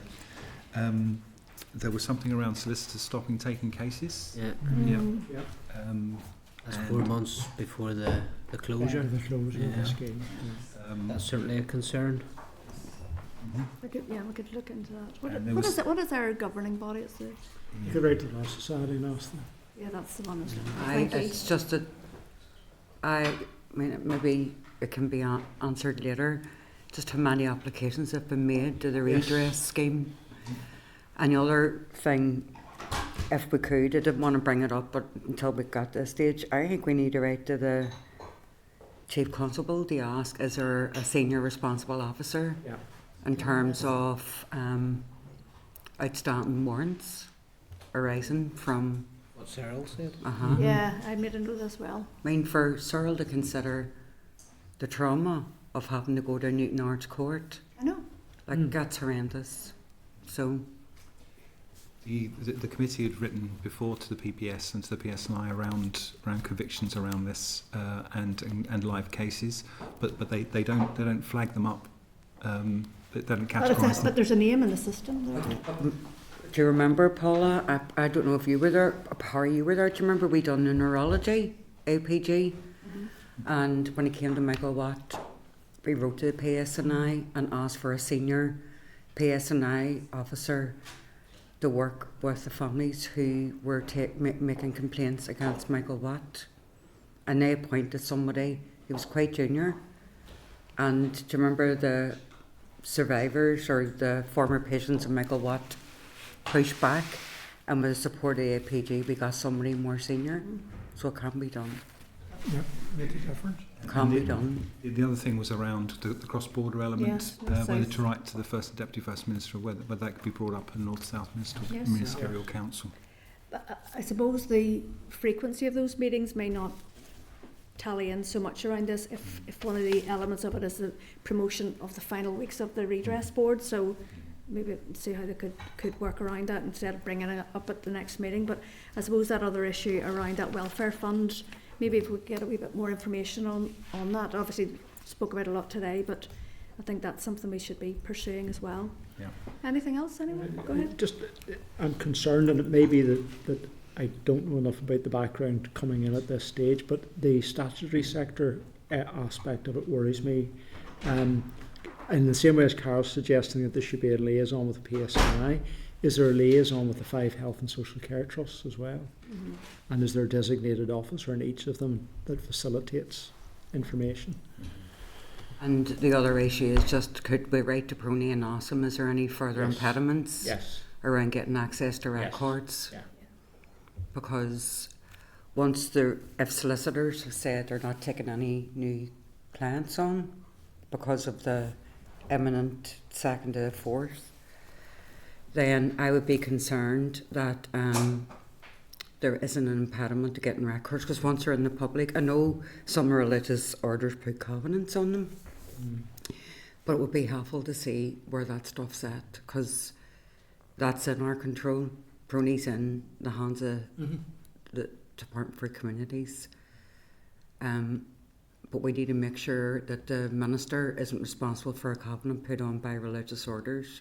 It's not fair on him. So if we could find out from Brony what the crack is. Just to remind members that the next panelist is here to talk about clerical abuse, not specifically historical institutional abuse. Just No, we know, but we were dealing with people who were victims, so they could literally ask us whatever they wanted, as far as I'm concerned. Yeah. So, I think that there was quite a lot covered there today. So I know that Clark, you meet with the team after. So if there was anything else that was potentially suggested, you know, I think that. Go ahead. I don't know if it was covered, but in terms of the specialist support services, Yes. I think you mentioned £1 million. Was it 16th? If we could just get detail. So Yeah, that's specifically funded by. Yeah, a wee bit more detail on that. So yeah, how many are benefiting from that, and then where it goes to? So does that go to some other specialist support organisations, whatever, or does that? Does it go into the health service, or just yeah, I think it's where it goes to? Mostly goes to WAVE. Yeah, remember for counselling and stuff like that. So we'll get a wee breakdown. We'll try and get a breakdown of that as well. Okay. And the evidence that he Sorry, Chair, Yes, can go I ahead. just sorry, just ask? just 1 wee second. Timothy had started speaking there. Give it a wee second, Sinead. the sorry. evidence sorry. that John, I think it was, brought forward, he was going to forward that to committee, if that could be circulated to us all, because that was very helpful, his notes. Yeah, thank you. Sinead, go ahead. Sorry, Chair, I'm sorry, Tim, I didn't mean to cut past you there. Just John had mentioned just 2 or 3. He gave 2 or 3 scenarios where people were unaware of the call to potential victims coming forward. I know that the second of the 4th looms very, very closely, but is there any last effort that we can make to publicise this closing window? Well, no, good. That's a good point. I made a note of that myself. Yeah. Okay. There was a graphic shared with all the MLAs, if it could be shared again, but I would have a concern that if we're publicising it and then people come forward and solicit it, you're raising people's expectations. So I think if we contact the Law Society. And Chair, just on that then, if people make, if people come forward in this closing window, then surely there should be an opportunity even beyond that window that they can be heard, or there's something. You can't say it's closing on the 2nd of April and then people come forward between now and then you're too late. You're not too late until the 2nd of April. Yeah. Okay. No, thank you. Need nip out for 5 minutes, or should we make a phone call? No problem. Okay. I just think, Chair, just on that point as well, I think there's a serious obligation.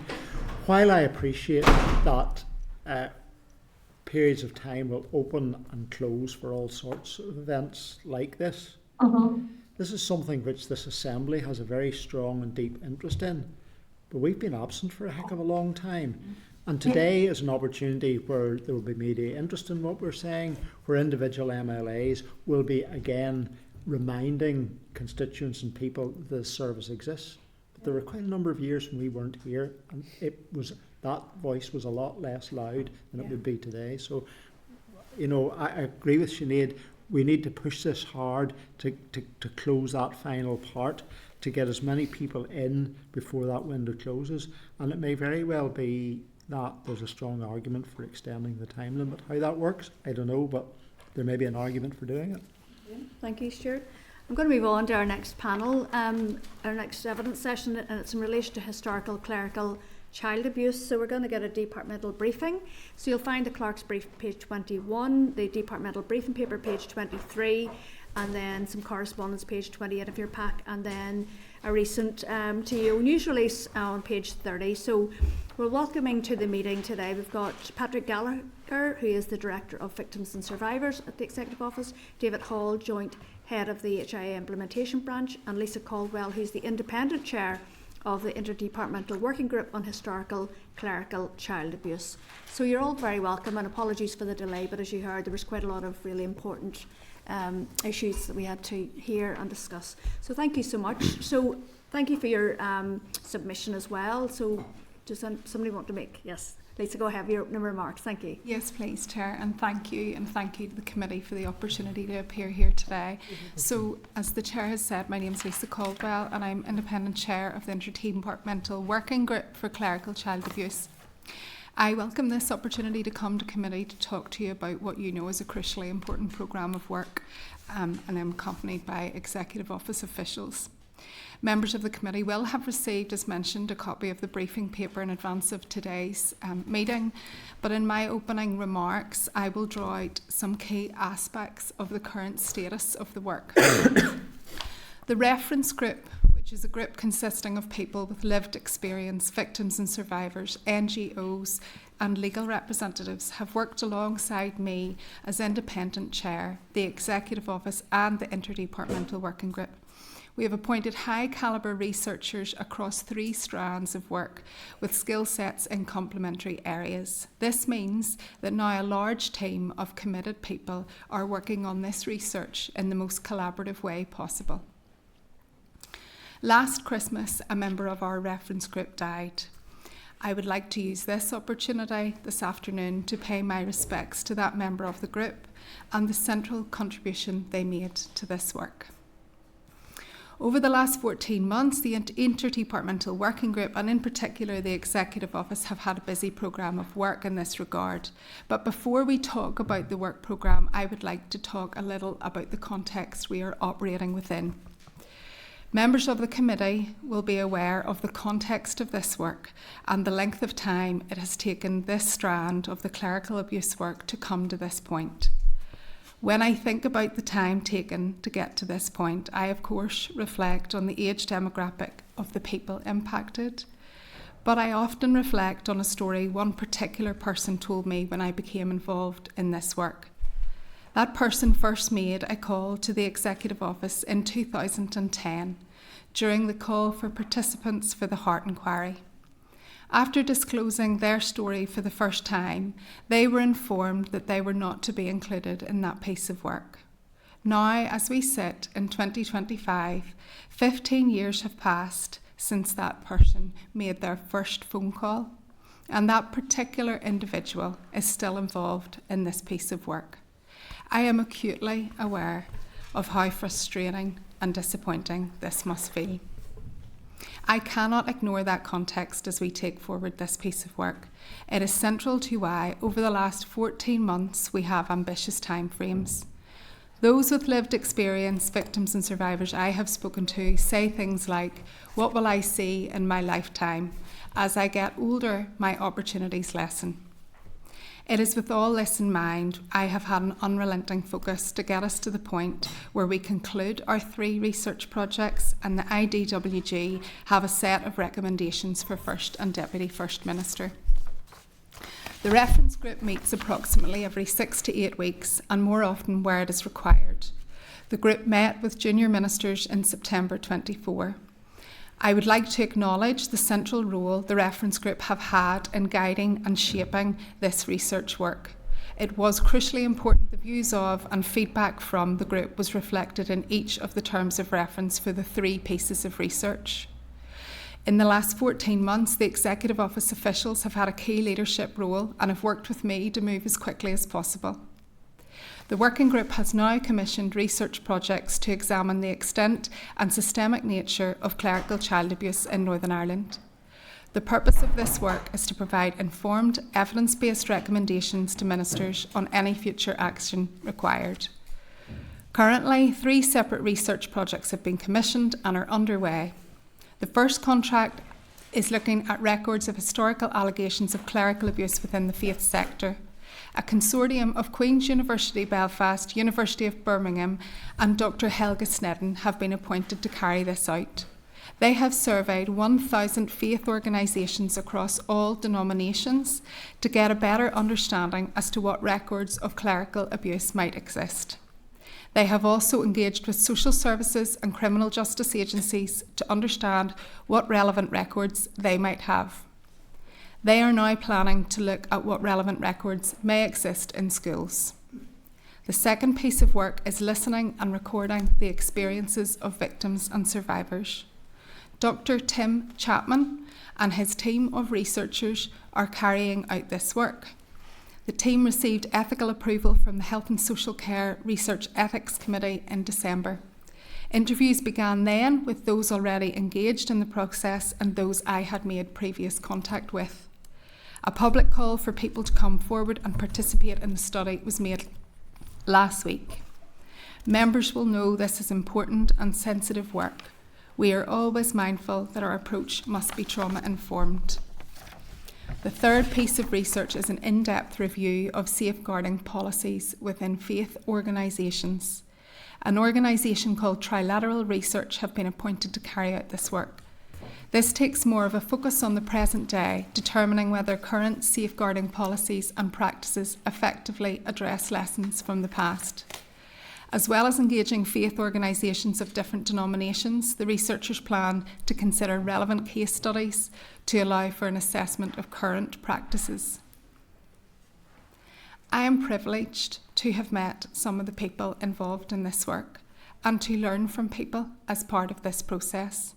I have heard firsthand the real impact that clerical child abuse has had on people's lives and their families' lives.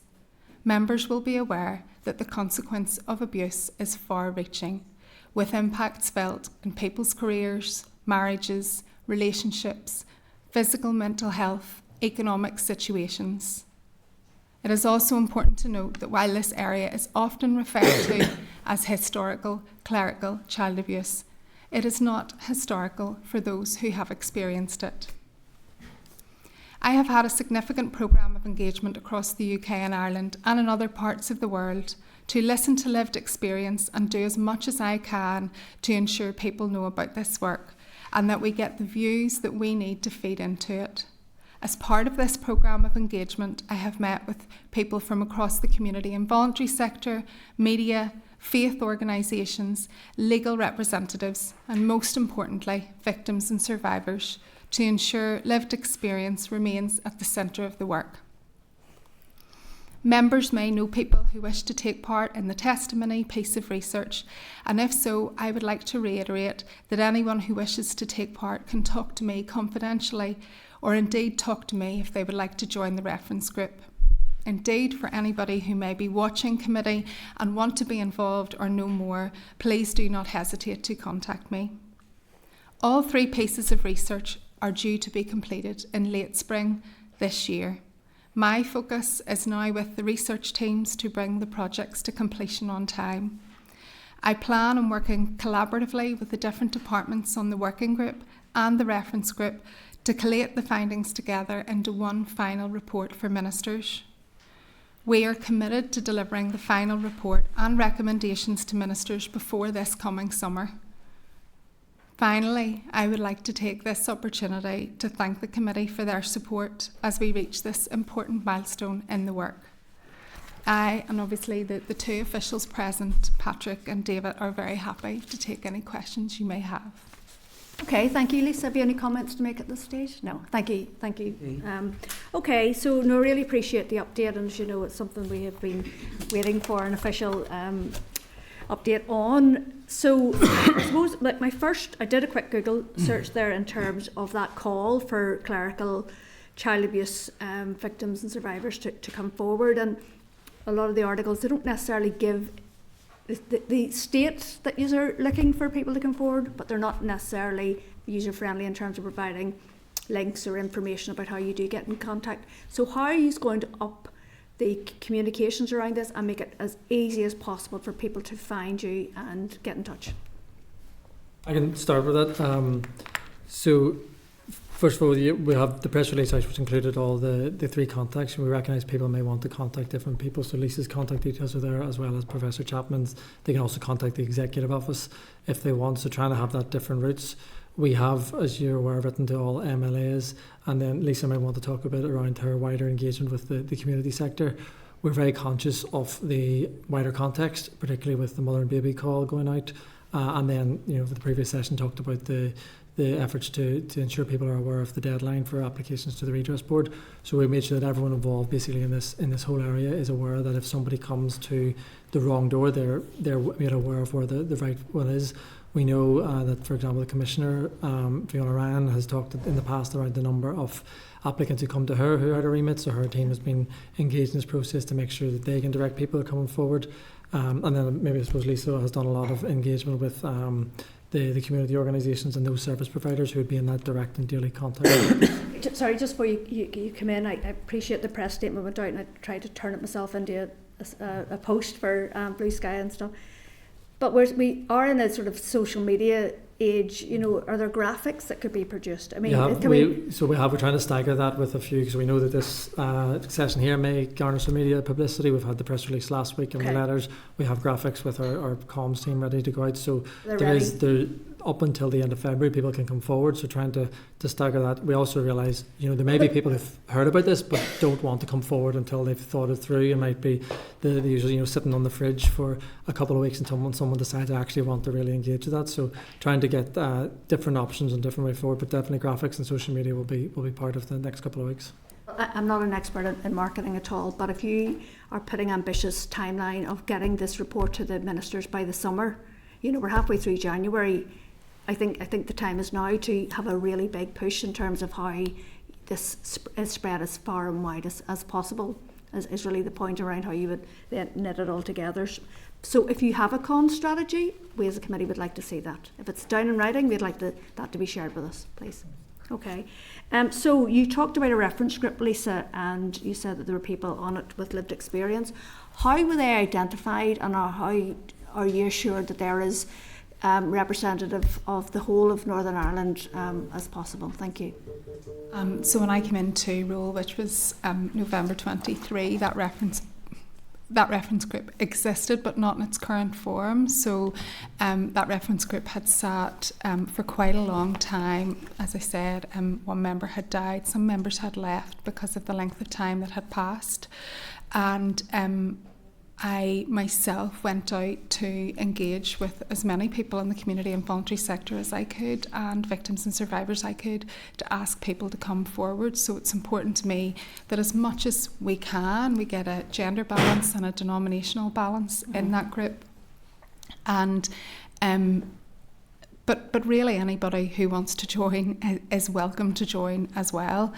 Okay. So it's I'll be really honest, it's not easy to identify people for that group, as you would imagine, and not everybody wants to join a group either. Not everybody has the time or commitment or wish, and so the people who do not sit on the group for that reason, I update after the group myself personally, and they get the minutes, and I'll have phone calls with them sort of intermittently in between different reference groups.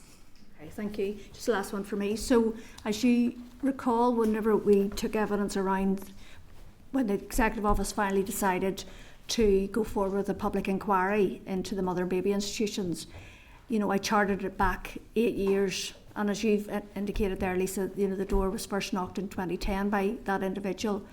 How do we know that this is not going to be, we'll do this research and then we'll sit on the report and then we'll ask for more research and then and the next thing, we're 10 years down the line. What lessons have you learned, first of all, from the historical institutional abuse? And again, Jerry and co today spelled it out very clearly that this process has taken far too long, but we're seeing the same for mother and baby institutions. What have you learned from those two processes, and how are you going to ensure that we can speed this up a lot more so people are not waiting for justice and accountability in this space? So as Lisa said, the purpose of the research is to inform those decisions, so we can't be preempting what the decision might be at that stage, but certainly in terms of the learning from others, there's a wealth of corporate knowledge around HIA within the Executive Office, within our own teams. We're in very close contact with the mother and baby team, and on the interdepartmental working group, members from all the different departments. I think nearly every department is involved, and they have been involved in these processes from those different perspectives. So we bring all that in at every meeting and make sure that we're learning and trying to join those dots as best as possible. Okay, thank you. Go ahead, Deputy Chair. Thank you. Thank you, Chair. Just really to follow on from that and the comment that you made just about being involved with the mother and baby teams and the historic institutional abuse. inquiries and all of that. How siloed are you in the department in dealing with these issues? Or is there someone who sits above all of this and is looking down on all of those inquiries, both Mother and Baby and yourselves? And there is a crossover, and maybe you could take us through where you see that crossover being, because it may very well be that some of the people who you're dealing with, some of the perpetrators that you're dealing with, went into those Mother and Baby homes, and there has to be some sort of cross-reference between all of that. But what I'm concerned to see is that you're not operating in a silo. Neither should they be, and that there is overarching supervision of what is going on and a sight of what is going on, because inevitably there will be links between all of these. Mm-hmm. Certainly, well, going to the top of the department, the Permanent Secretary has a keen interest, the Interim Permanent Secretary has a keen interest in these areas. They're three very high profile areas of work. The Deputy Secretary then is formally over both myself, who has responsibility for the historical clerical child abuse as well as the historical institutional abuse. So I have responsibility for both. And then David and his colleague Roberta has been involved throughout the process for HIA and has a team with a wealth of experience. And we are in very close contact with the Truth Recovery Programme, working on the Mother and Baby. So there is that. We appreciate particularly with Mother and Baby and then HIA having been at different stages with legislative requirements put in and eligibility, that there is some distinction, but then there's obviously a lot of overlap. And I think it's probably important also to note that within the academic space there's overlap as well, and there's people who have that experience and who are brought in and are very able to get in touch with us ourselves to give their point of view that we're always very happy to listen to. Yeah, it is important, because all too often these things fall down between the gaps, and I think it's vital that we see the big picture as well as the macro pictures that are produced by the individual elements and very discrete in different areas that you're dealing with. Looks as if I'm actually chairing the meeting at the moment. Okay, Timothy, you're next. Thank you. Thank you very much, Chair. Thank you very much for providing the information in advance. I suppose that's where I'd like to start if possible. And the paper you provided, agenda items 6 and 7. Very conscious you mentioned that from the person picking up the phone 15 years has passed. So being new to Stormont, being new to this committee, can you give me a bit of background on, so the agenda item 6, the LDWG in consultation with victims and survivors and the representatives and the LG researchers. The final version was agreed by ministers in August 2021. Then going on to point 7.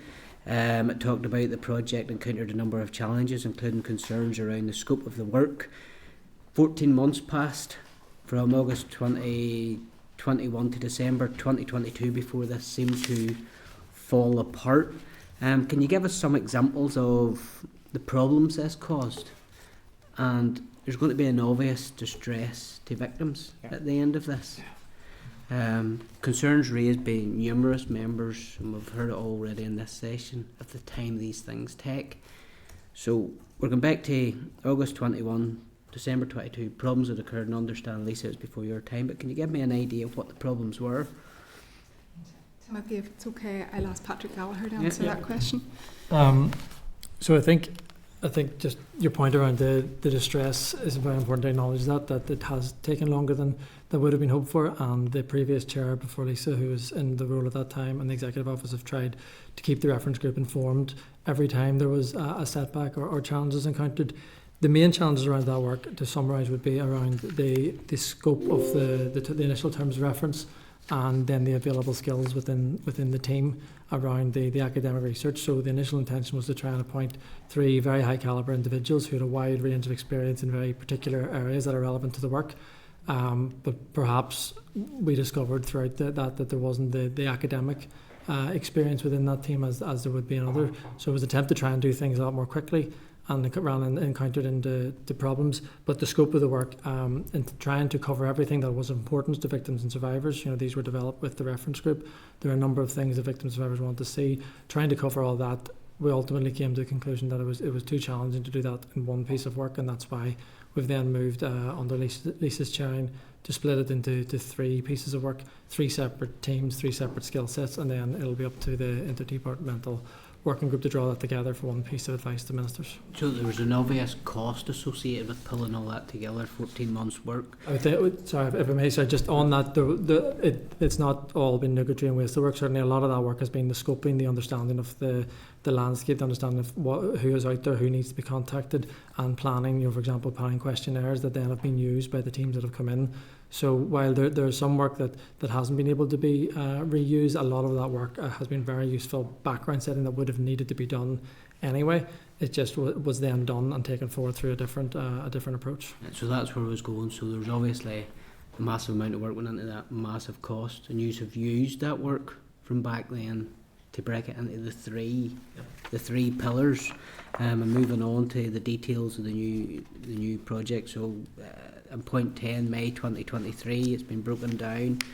I'm very interested in C regarding review of current safeguarding practices within the faith sector. Is there a distinction made between churches which haven't had issues to date and those with systemic issues of bad culture?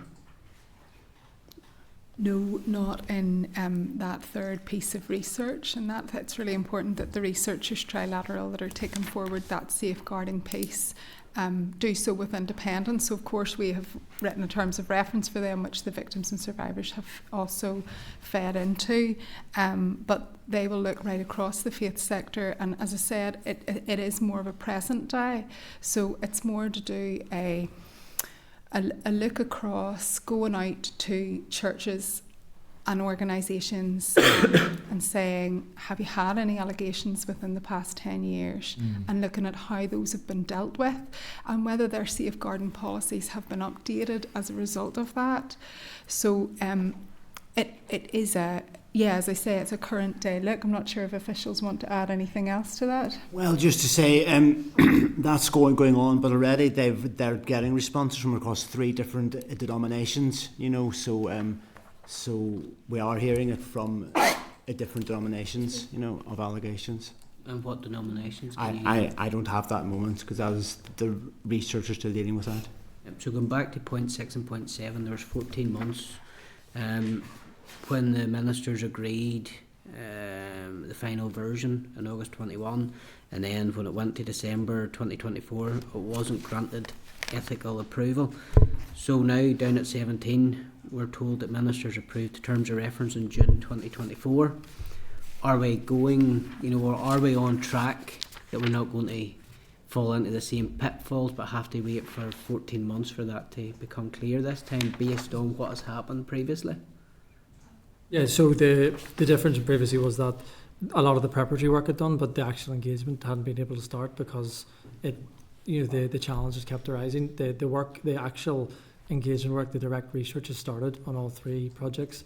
So one project has started in June, one started in October, and then one started in December. So actually started questionnaires to faith organisations, responses back, starting to analyse them, and engagement and interviews of victims and survivors for their experiences. So all 3 pieces of work are started, ongoing, and on track to report in spring.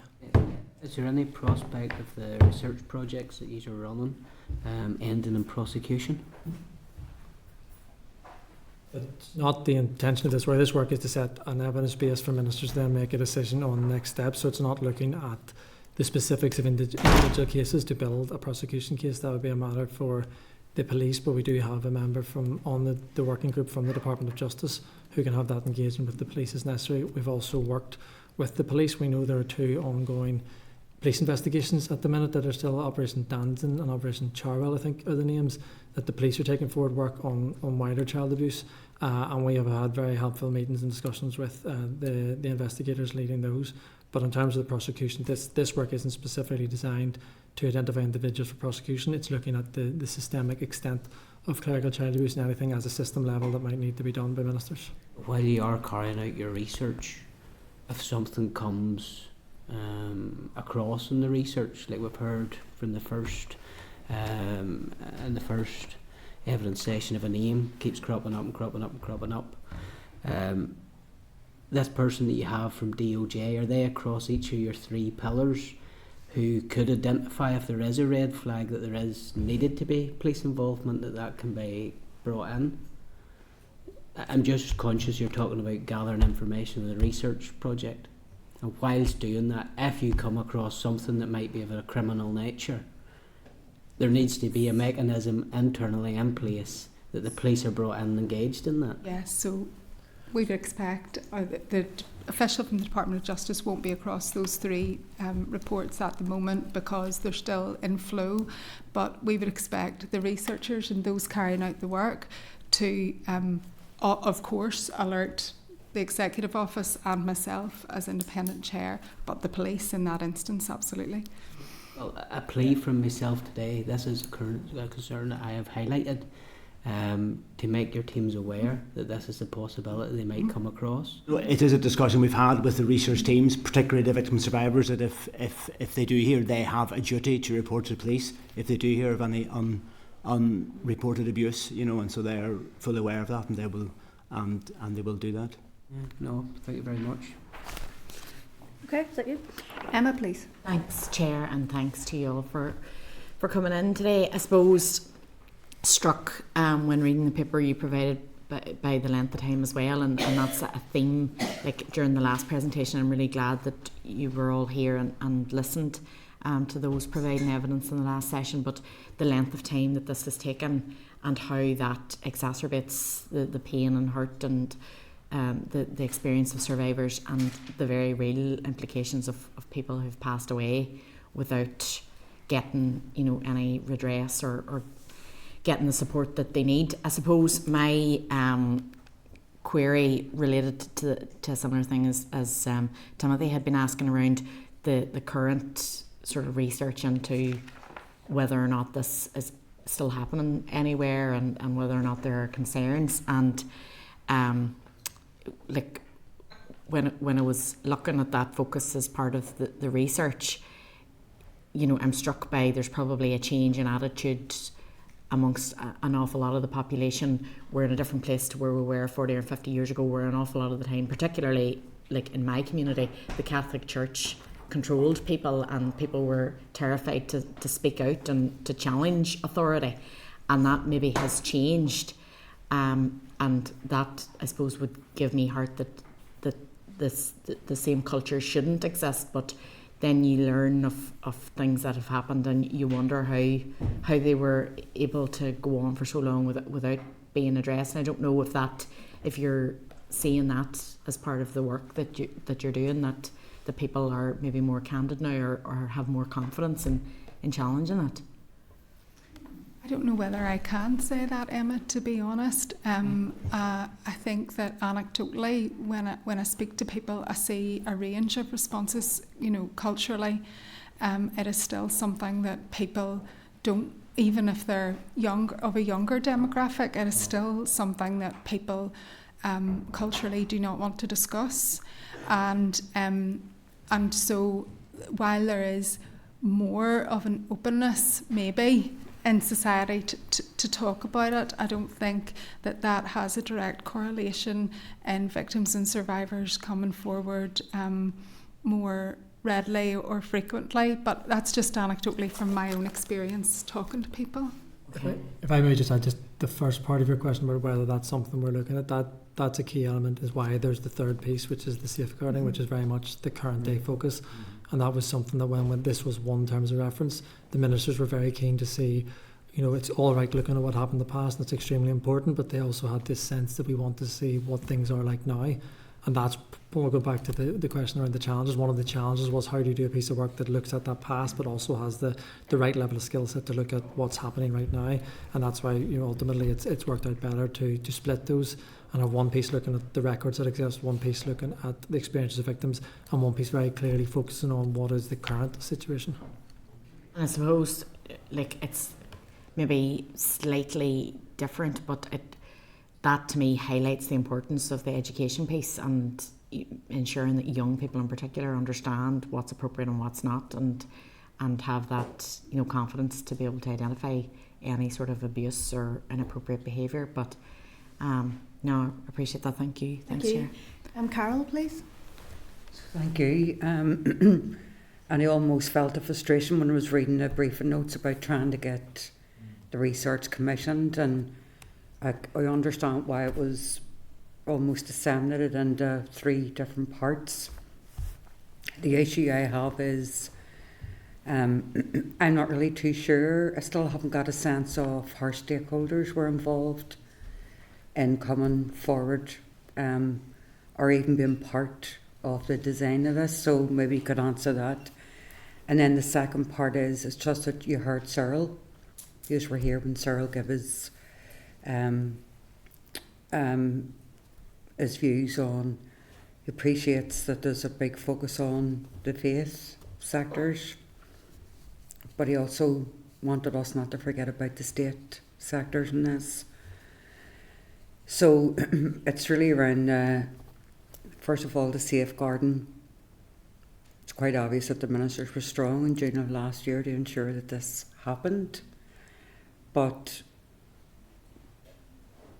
and not to convolute this, but the previous panel made it clear that Judge Hart's recommendations should be statutory obligations.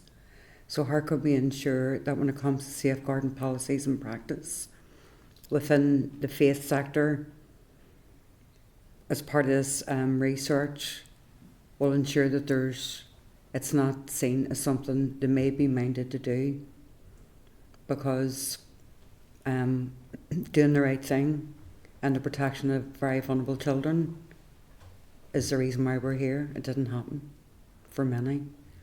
And how can we also ensure that all this research is from a trauma-informed position? I've asked you a lot of questions, so I'll just leave it there. If you hear, and then you can come in the heart. So just with reference to how people fed and people with lived experience and victims and survivors fed into the work of the reference group, a reference group is in place when I came into the post in November 23, and I've worked really hard with the NGOs and the legal representatives to identify new members of that group as much as I can possible. The legal representatives have been really very helpful and written out to clients and identified people themselves where they could. And then a lot of the community and voluntary sector have like alum groups or people that stay in touch after many years. So that has been very helpful as well. I've had a really determined focus to make sure that I get as many denominations as possible. Just back to some of the points that Cyril made in the first presentation, that's been really important to me. And then the victims and survivors that come along to reference group also belong to groups. And so they represent maybe groups of people in their area.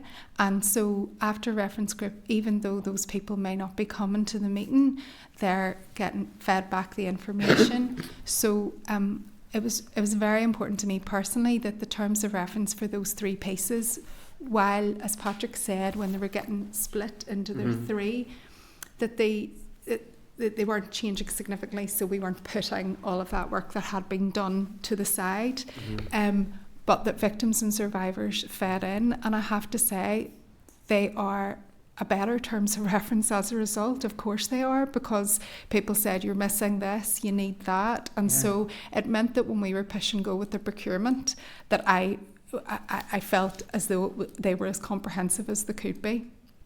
So that was just on the feeding in aspect. On the safeguarding question, you had said about obligations and Hart Inquiry's recommendations. For me, as the chair of the Interdepartmental Working Group, I need to be content that the recommendations we're putting forward to First and Deputy First Minister are watertight and robust. And I think to answer a previous question in terms of what we're learning as we listen to Mother and Baby, as we listen to Magdalene Undries, as we listen to the outworkings of Hart, we can't unknow all of this information that we're hearing. And so, I need to be content as a person that when the recommendations are put together, that they are as comprehensive and solid as they can be. Then the last point is, so I don't want to I don't want to anticipate what the outcome might be. I mean, I don't want to come across as glib either. But if anything from sitting in this committee from last year that I've learnt is that for me at times it's been hard to disseminate which group the victim and survivor is there, because at times it just feels like regardless of their journey that there was deliberate collusion by these orders and the state to first of all cover up the sexual abuse, the physical abuse, cover it all up.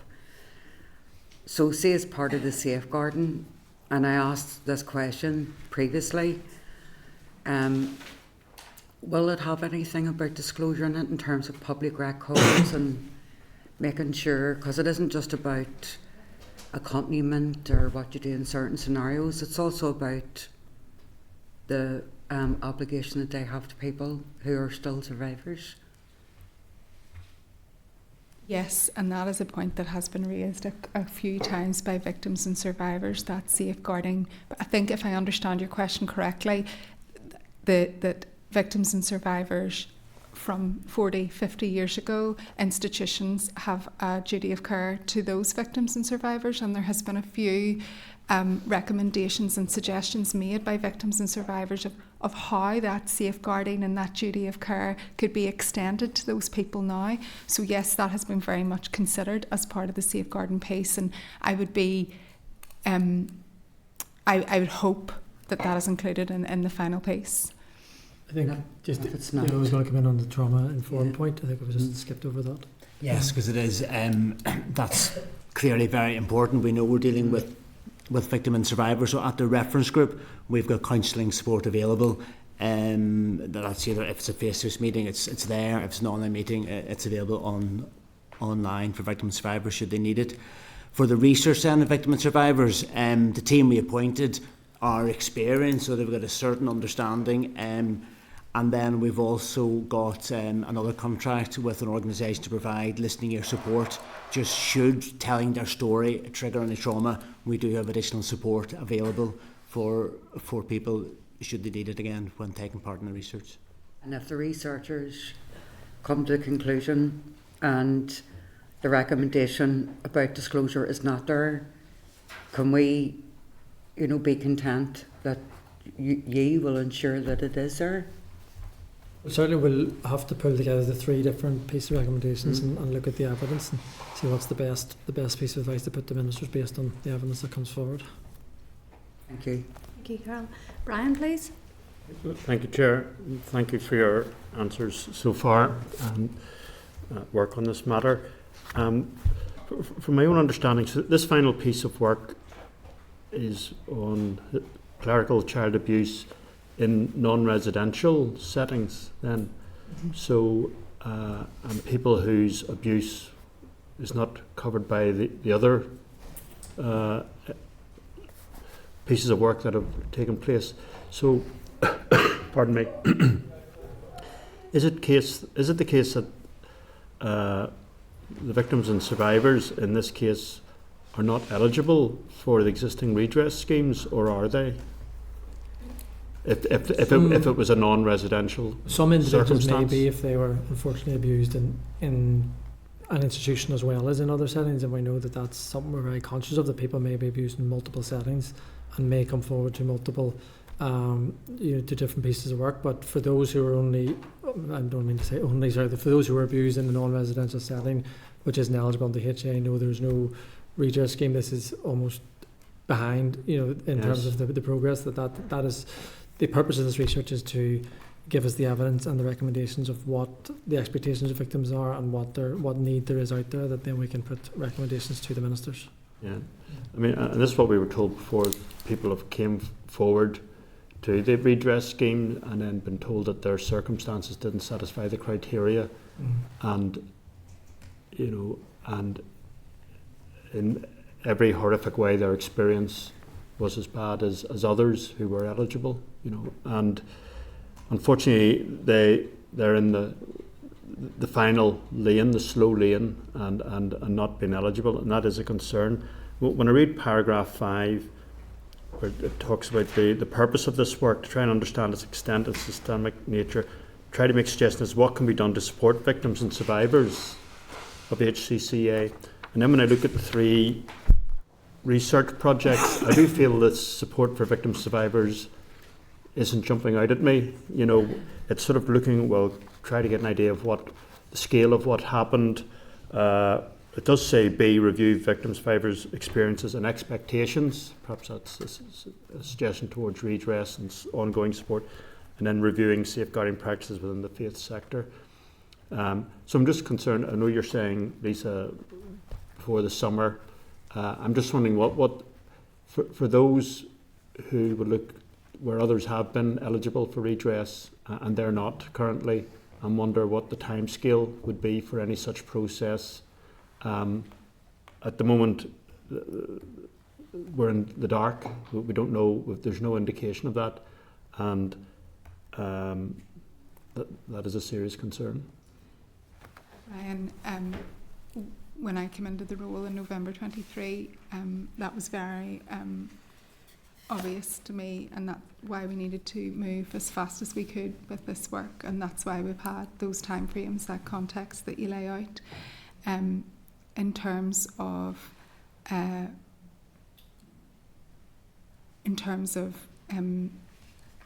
sorry, the first part of your question, ask that again, Brian. Well, I was just saying about there's no certainty about. Yeah, sorry, there's no. But I was going to come back to on the testimony piece. I believe that Dr. Tim Chapman and his researchers will ask specific questions around that, so that is very much covered. So it can give you surety on that. Yes, knowing that the support for victim survivor, it doesn't become almost like an academic study of what happened and what can be learned. You know, there are victim survivors who are entitled to support, and they will see others receiving that. And why are they not doing and that's so? why the recommendations that come along with the 3 research reports are going to be very important. Mm-hmm. Right, but beyond delivering the report by the summer, the timescale beyond that is not clear. I'm not going to be in the position to preempt what the report is going to say and what the recommendations are going to be, and beyond that, one would hope that we listen to especially the panel that was here in advance of me and learn from the speed at which these things have moved, but I can't answer that. If I could add then, the same as Lisa, we can't answer preempt what the outcome will be, but you know, the seriousness of this is taken. It's certainly something that will go to the executive as something sensitive and cross-cutting. And then the departments that we have on the Interdepartmental Working Group, they will be briefing their ministers. So while initially the First and Deputy First Minister will receive the reports and recommendations, it is something that, you know, is for the executive the same way that the mother and baby decision was taken at executive. So it'll give that opportunity for all ministers to consider. Yeah. Okay. That is my concern, that we can't give people any indication. Are there, though, with some of the cases which where the perpetrator became known and it's even their name was through prosecutions, it was in the media, was compensation paid in some of those cases by the responsible religious institution? Each individual case is separate, and it would depends. It just be a legal matter, really? Yeah, and it depends what was agreed at the conclusion of individuals' litigation. Right, so, but there's been no matching scheme as with the other institutions? Not from the state. We know anecdotally that there have been schemes set up by certain denominations, and that individuals have obviously received payments from civil claims in court, people who've been open in the media, but obviously many of those claims may be, they may choose anonymity. That's the victim's choice, but certainly some that we're aware of have been open about it, but that's all just in the purview of the courts at the minute, and any private arrangements that denominations or dioceses may make with victims in their own areas. Okay, thank you. Okay, thank you. Just 2 final questions to ask here. Obviously, you mentioned there about no wrong door, Patrick, and when we've engaged with the HIA or COSICA Commissioner Fiona Ryan, she has talked about the prevalence study in the south, because people are contacting her because they've been abused as a child in any number of settings, and I'm just wondering whether there's a mood within the wider executive department itself, to look at what they've done in the Republic of Ireland or in Scotland in terms of that wider prevalence study. Yes, we know it's something that we've discussed with Fiona a number of times, and you know the use of such an information obviously would be of help.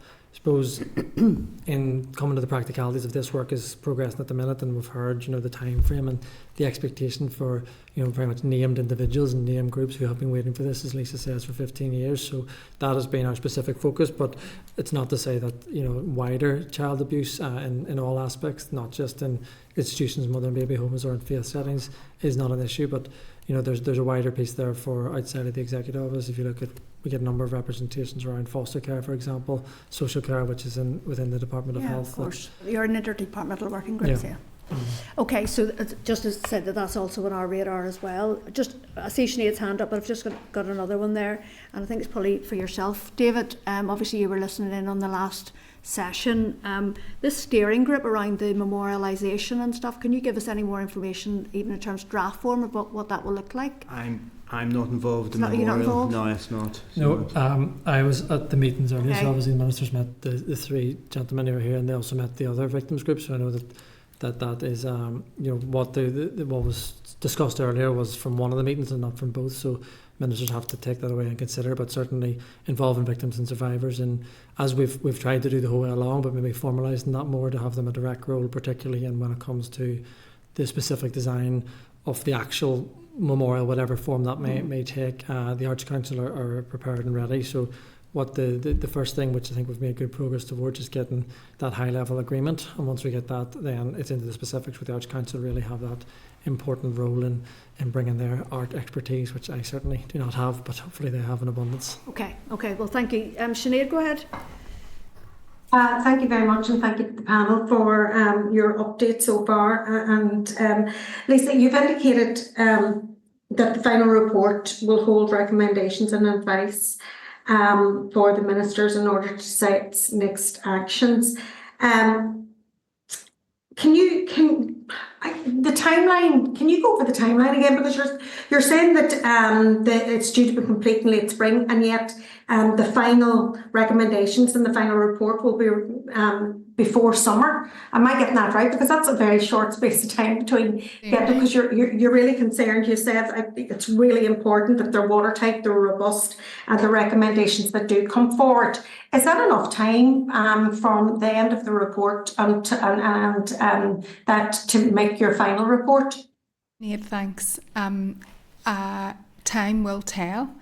I can't stress enough that when I came in, people had been sitting on that group for an exceptionally long time, and I needed to set that's why I put in my opening remarks about ambitious timeframes, because I recognise that they're not the timeframes that we would normally operate within, but the context was so unique, and that I felt it important. So how in my head, and hopefully practically it will work, is we'll receive the reports maybe beginning of April. The three reports will come in at different times. We might receive some before then.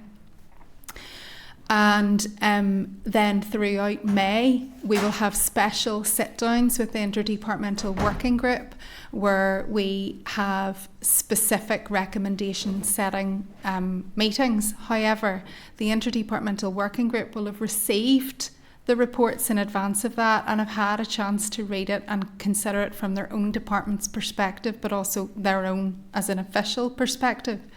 That timescale in May will also need to allow for space with the reference group to talk to the reference group about what the reports are saying and what the Interdepartmental Working Group have come up with in terms of recommendations. So May is set to be a very chunky month, and I have already written and notified the Interdepartmental Working Group last week that we will need a significant amount of their time in May, and the reference group have also been told, and we discussed what would be best with the reference group with them in terms of what date would work best for like a half-day workshop in May. So we're setting that time aside, and then, you know, hopefully we're in a position in June to set recommendations and a paper in front of ministers. So this programme has had so many variables that I cannot sit here in front of you, Sinead, and categorically tell you that that's what will happen. But I will do everything in my power to make sure that that's what happens, without compromising the integrity of the work. And we're absolutely delighted that it is coming to that type of conclusion, because it had so many stops and starts that was incredible, you know, before it kind of took up pace. Again, as other members of the committee have said, I'm particularly interested in the third paper, the research paper on the safeguarding as it currently stands. Am I correct in saying, sometimes my sound's not that good here, that you have indicated that you're working with 3 faith-based organisations? No, the researchers have contacted actually over 1,000 places of worship across 12 denominations, sent out a survey to understand safeguarding policies and really the practices, so what people on the ground see, you know, so it's not just a desk research and what policy they might have. And so they've received responses already, you know, from a number, and that's included allegations in 3 denominations. But that survey's still out. Responses are still coming back. So so they've only received from 3 organisations. So that reassures me that it's much wider than that. Because if we're looking at the current safeguarding policies, we have an awful lot of new churches that have been set up in recent years. Some of them do self-schooling as well. So there's a lot of children in the system that may not come to the awareness of the authorities as well. So it's really important when we're looking at the first research paper in the historical clerical childhood abuse, but that we take those learnings and we make sure that it's not happening in our watch. In other new churches that are opening up in our communities and in our society, and we need to be really protective of those that are maybe not just in clear sight of all of us in society, because they're being church schooled and things like that in very small settings. Okay, is that you, Sinead? Yeah. Thank you. Okay, I think that was more of a comment, or somebody want to respond? No? Okay. All right, well, thank you. Thanks very much. Please do keep us posted on this. As she says, very ambitious, but very worthwhile. Thanks, guys. Thank you. Okay, members, moving on quickly then, we're going to item 8 on the agenda there, the inquiry into gaps in equality legislation, the consideration of the Institute report. Quite a lot was provided. I'm not going to read through all the pages for those, but I want to thank the clerk and his team for pulling not just the interim report together, but all the information that we've requested along the way in terms of supporting this committee inquiry. So, has anybody got any thoughts? Or go ahead, please, Carol. So, I think it really comes down to, for example, it was quite. I think it was quite a practical piece of work in terms of. So first of all, say thank you. But also that comparison between what legislation is here, what legislation there is under the Single Equality Bill in Westminster, and what it is elsewhere. And regardless of how people feel about this, we're really lagging behind. So I do think we need to have just an honest discussion to see about, because it would be ideal if we could do a committee motion, but there's no point in doing a committee motion. It's going to end up being a political football, and I don't want another debate the way the ad hoc committee was on the Bill of Rights. It was awful. Yeah. So,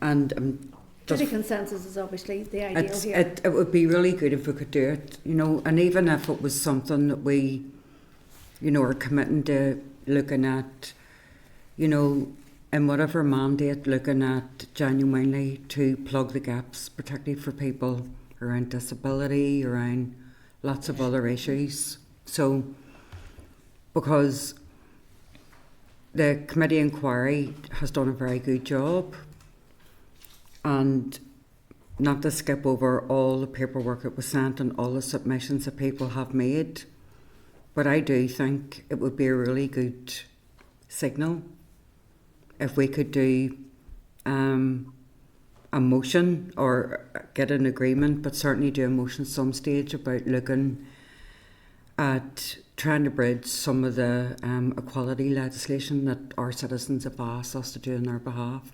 irrespective. You know, I probably would want more than someone else would want, and somebody else would want more than I want less. It really doesn't matter. The fact is, because of political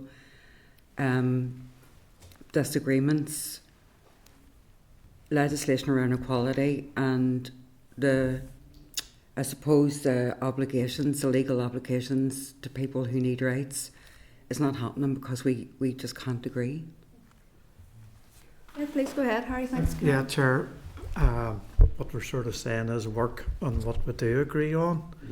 We know what we disagree on, so that's not let that be a stumbling block to what the good we can do.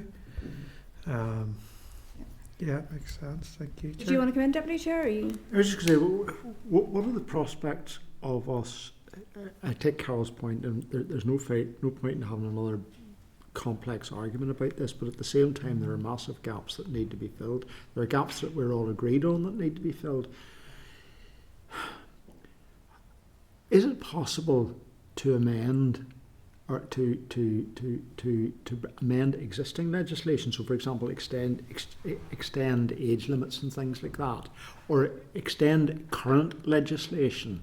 So, you see, even that, Stuart, I think that's something that comes as an option. See, for us, I think we need to get that grid out. Okay, let's get an options paper. Yeah, but I think we need to get the grid out to say, you know, TUV can live with that, DUP can live with that, Sinn Féin, SALP, Clare as an independent unionist, the Alliance, to see what we can, because, and it may mean come back to parties or whatever, but I would like us at some stage. There's no point in having a debate, and because it's going to be a row if we don't actually have that honest conversation. Okay. And the other thing, Chair, is there any? I mean, obviously there's a single quality bill currently at Westminster, and again, this is a controversial area. Parties will not agree to LCMs here, and why should we, whenever ultimately we can develop our own legislation? And it's better to have bespoke legislation on it, because we do have differences with the rest of the UK. But in the absence of anything else, is it possible to extend some of the UK legislation here? But those are just questions. Yeah. They're not saying that's what we want to do, but I think what we need to do is have a scoping paper that sets out all of those issues, where the parties could land in the one space, where we know they wouldn't, and what the various options are for bringing potential legislation forward as a committee. And maybe it will end up being very limited, but at least it's better. At least we could be in a better place than we are today. Absolutely. Any other thoughts from gents along that way? Timothy, Brian? I suppose the only comments I was wanting to make at this stage is that in your brief, Michael, you had mentioned point 5 about members may wish to consider an interim report and whether further evidence related to the inquiry should be scheduled. I sent you the email earlier on, I copied yourself in, Paula, regarding the Women's Rights Network. There's a couple of interesting points from the Christian Institute that they have raised in their round table, and I would like that explored in an evidence session as opposed to just the round table, because it's important that when we are taking on board what people have said, if people are making significant arguments, they're brought to the committee to do it. Yes, the round table captured a vast majority and a larger audience, but at the same time, everybody should get the same opportunity and footing to be put in front of the committee and questions asked. Ryan, any thoughts? Yeah. So when this is described as an interim report, Yeah. is it pretty much the draft report. It's in a fairly final form. There's nothing more. All the relevant evidence is included. And so there are two things there. With your no, permission, please Chair. go ahead. The first thing is, are members content that there's sufficient evidence gathered and for example, yes, and in order to move on. And then the other thing that it doesn't have is options for recommendations. So that, I think, is the options paper that's been discussed by members here, which I could draw up in a fairly short space of time. So the key question is whether you want to hear further evidence. I have a suggestion, but I'd like to hear from the other ladies first. Sinead or Emma? Well, sorry, Oh, apologies, Brian. But it does give the summary of comparing the legal situation, Northern Ireland GB and ROI. So it provides that summary.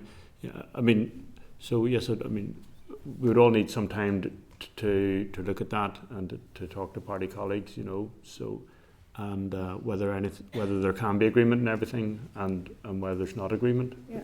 But yeah, rather than try to take on too much in one go, I think it's worth taking a bit of time to have time to look at the detail of it. You know. Absolutely, because there are some small pieces of legislation. Emma, you any thoughts? Yeah, thanks, Chair. I suppose Brian's just mentioned the wee table, which to me I think is a really useful tool in just laying it all out as to where the gaps are. So, I mean, I think the sort of suggestion of like bringing that to parties, and the evidence is there in terms of what people have said, and there's obviously broad support, but that's where we were 2-3 years ago with Bill of Rights as well. We're not dependent on the UK government. Yeah, so I think the suggestion that the parties take that and say, well, you know, we're comfortable bringing rights in X, Y and Z aspect, and we're not comfortable bringing rights here, and that sets us there as to what we can to try and make progress on as a committee. Thank you. Sinead, any thoughts at this stage?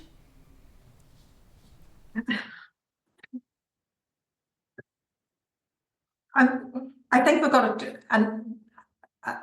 a mountain of evidence at this particular point, and you could go on and seek more evidence, but it'll still bring us back to the same place where there isn't collective agreement on how you move forward with this. I would like, you know, a comprehensive Bill of Rights. It just seems to be impossible to bring forward, and I don't know if there's any more generosity around the parties in and around all of this. And we have seen where rights denied have had terrible consequences for individuals and particular vulnerable people in our communities.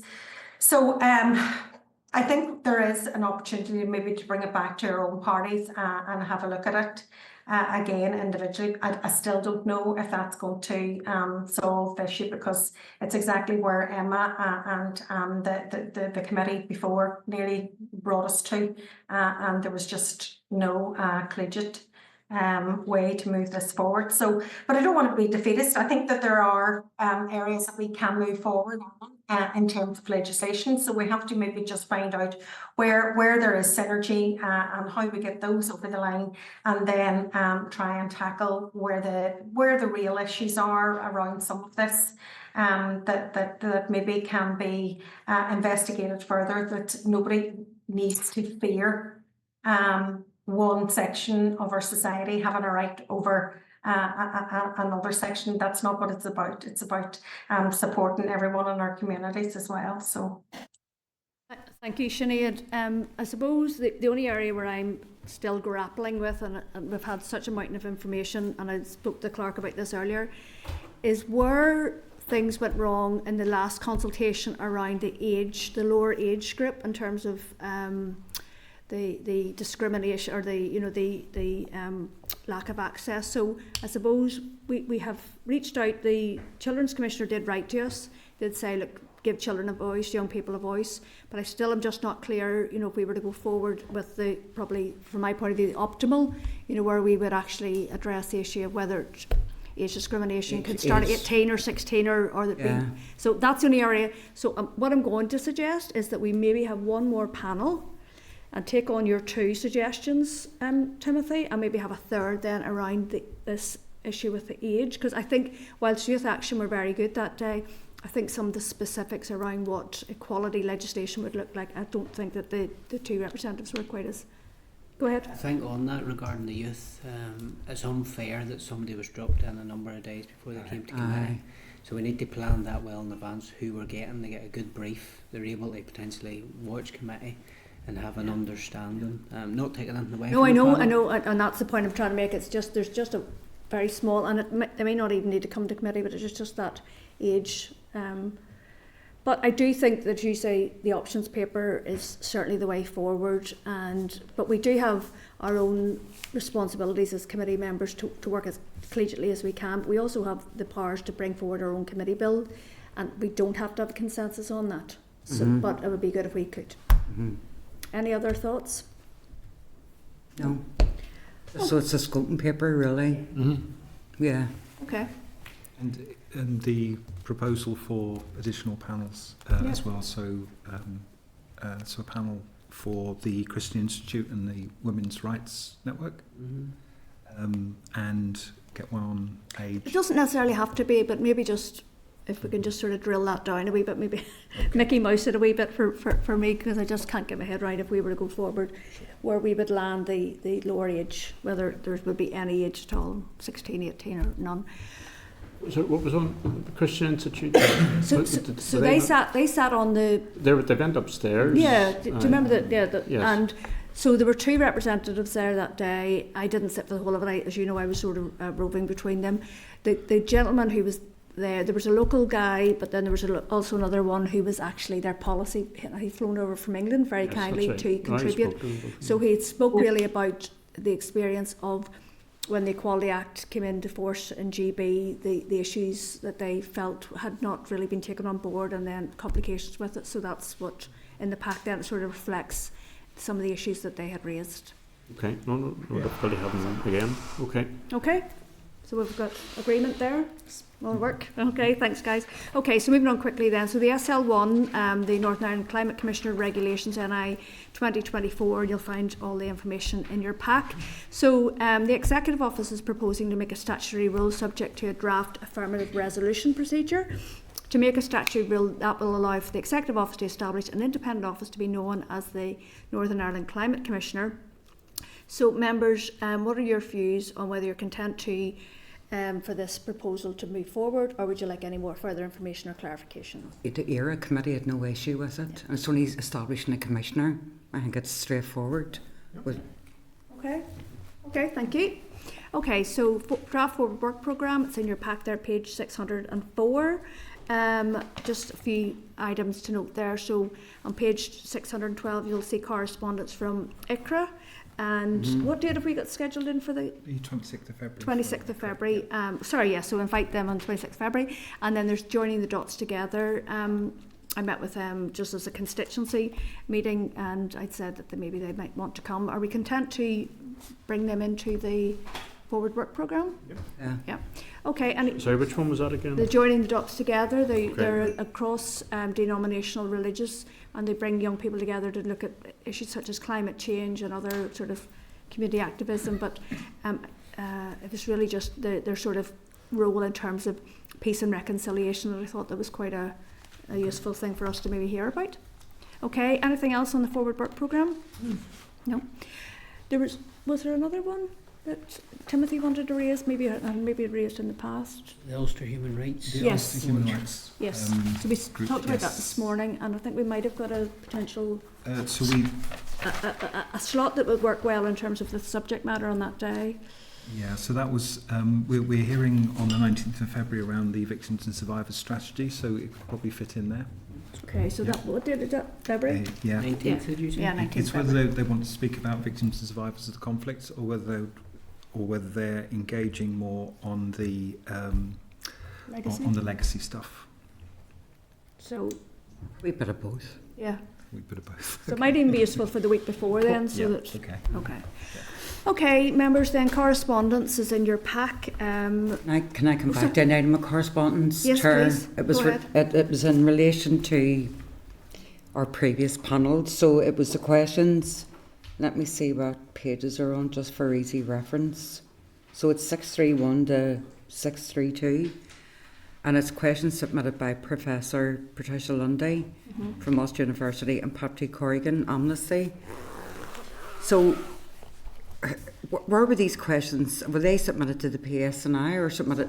Yes, so these were the ones that whenever the clerk and I met with them, they forwarded them to me, but they also at the time forwarded them to everybody else. And I stated at the meeting that I had asked but Peter McReynolds and Nuala McAllister to put them in as questions to the policing board. So over Christmas, I asked for Peter for an update, and he said, "Oh, actually, I forgot to send forward you the update."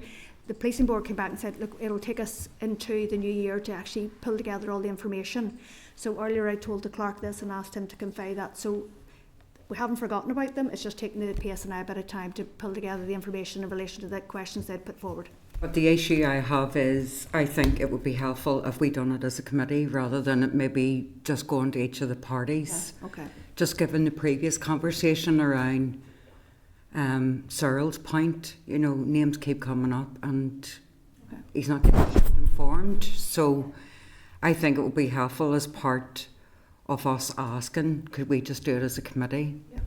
Okay. Putting those questions in. Yeah, the committee has asked those questions before, back in May, and the PPS said that they don't mark them, they don't track them, and then Policing board do, but they do. They mark and track.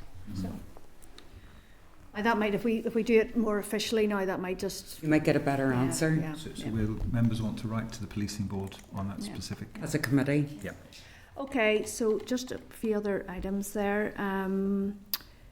There's the correspondence from the Committee for Finance and on quality impact on the 2024-25 budget.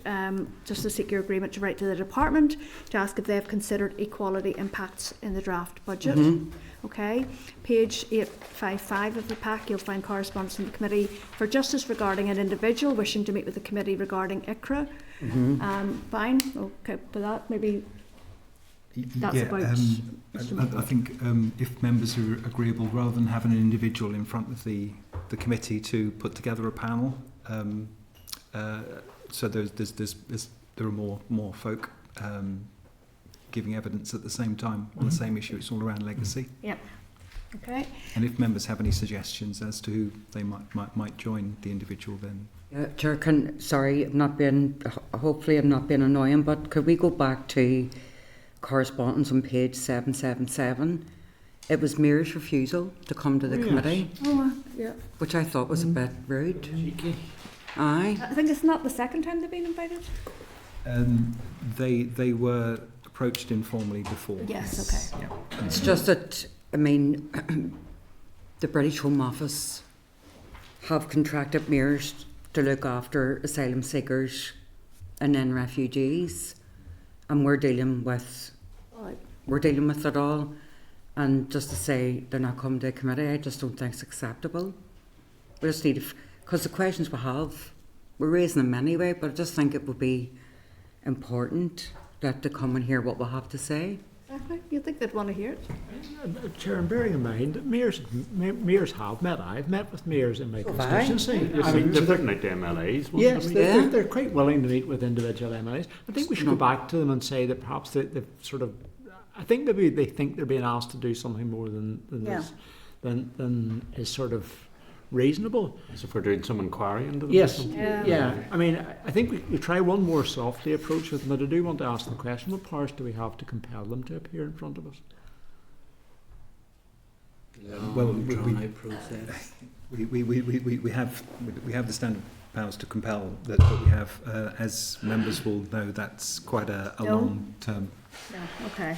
Maybe, but it's okay. But it's maybe. Carefully was. Yeah, but it might be one then. That's where that came from. It might if the softly respectful. Maybe it's something we refer to NIAC then, Northern Ireland Affairs Committee, and ask them to. I just think that we're dealing while, you know, asylum and all that is reserved. It's not reserved when, you know, people are on your doorstep and in your education, education, access to local services, Absolutely. local support, coming from work and all that stuff. Like I just find it confusing piece of refusal, given that they've met us all individually. Yeah. So even if it meant just lifting the phone to say, I don't know what you think you're coming to, but I don't know. Okay. Hopefully they've said that they work with representatives of the Executive Office. So if they've worked with representatives of the Executive Office, we're the committee that looks into what the Executive Office does. So come and talk to us. Yep. Okay. So there's correspondence in your pack from Professor Colin Harvey. So I'm just seeking your agreement that the response is drafted. This is about the panel of experts. Yes, so Professor Harvey had written to this committee and asked us to ask the department about the panel of experts that was to be appointed to the ad hoc committee on a Bill of Rights. And this is the reply, so it's whether members are content to forward the What reply. page is that on, sorry? Oh, sorry, so it's a response? Okay, yes. Yes. So, page 865. Okay. Simply the response, and it states that there isn't an ad hoc committee, and if one were appointed, then they would consider. Yeah, 100%. Number do you say? It's 65. H86. Or 866. Yeah. There's quite a lot of correspondence, I suppose, with the Christmas recess there. It also got a response from Secretary of State in relation to the Bill of Rights. Maybe we'll come back to that another time, because he's offered us to engage with his officials, but I think it's a political issue. It's not necessarily a procedural one. In terms He needs to confront the committee. Yeah. Well, there's a number of issues that we should be asking the Secretary of State would come before the committee on. Yeah. Legacy being right up there, so we can we put that down as something we can look into. Okay, so are all the rest of these all Yeah. have to go through them all? They're all fairly well. So it's just the response from the department on the HIA contributions and institutions. That request had come from the victims and survivors groups, whether members are content to forward that response to the victims and survivors groups.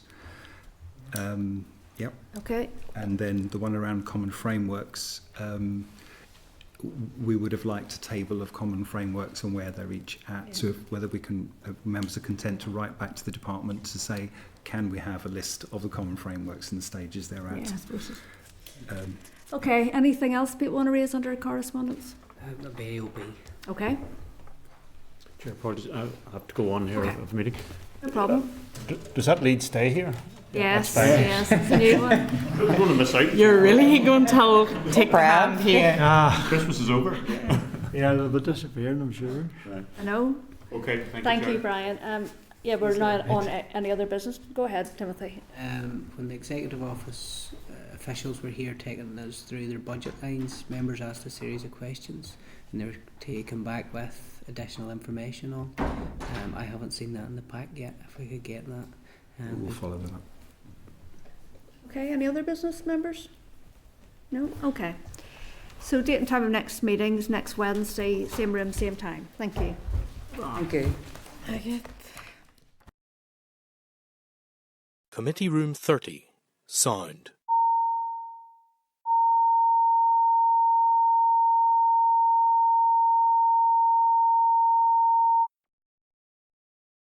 Committee Room 30, sound.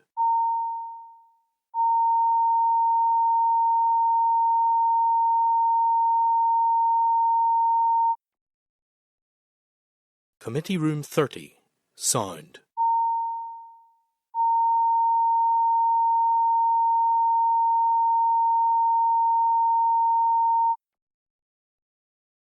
Committee Room 30, sound.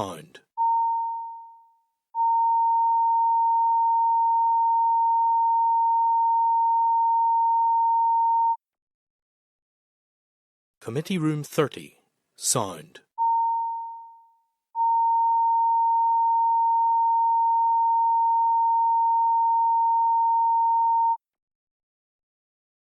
Committee Room 30, sound.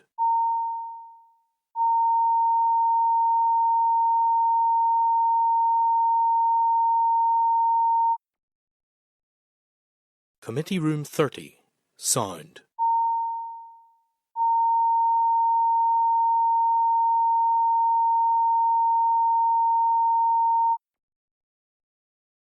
Committee Room 30, sound.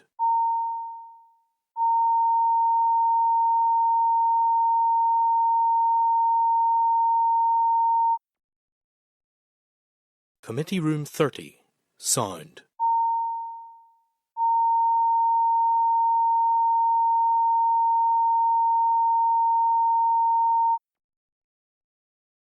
Committee Room 30, sound.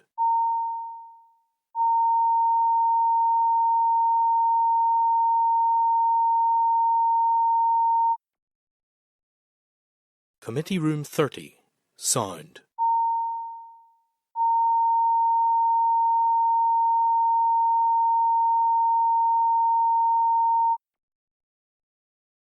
Committee Room 30, sound.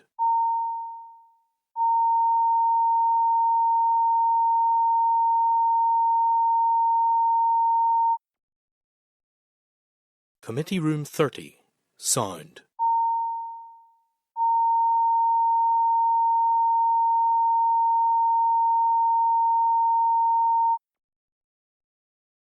Committee Room 30, sound.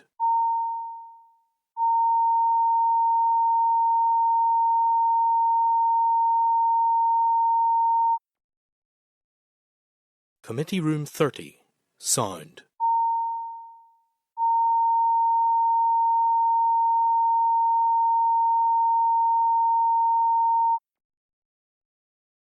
Committee Room 30, sound.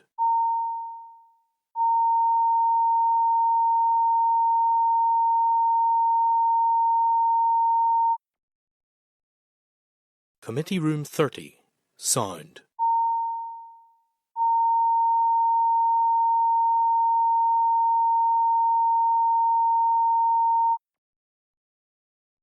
Committee Room 30, sound.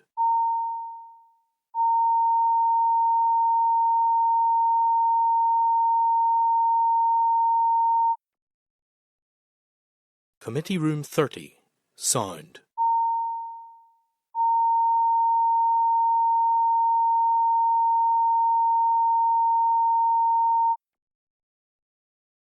Committee Room 30, sound.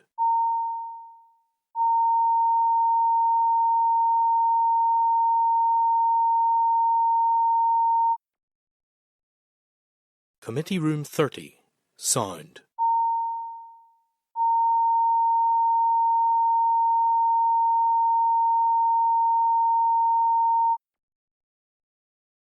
Committee Room 30, sound.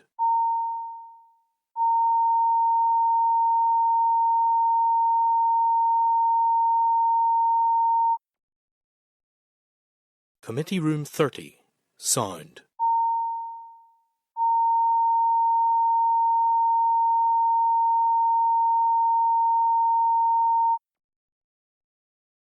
Committee Room 30, sound.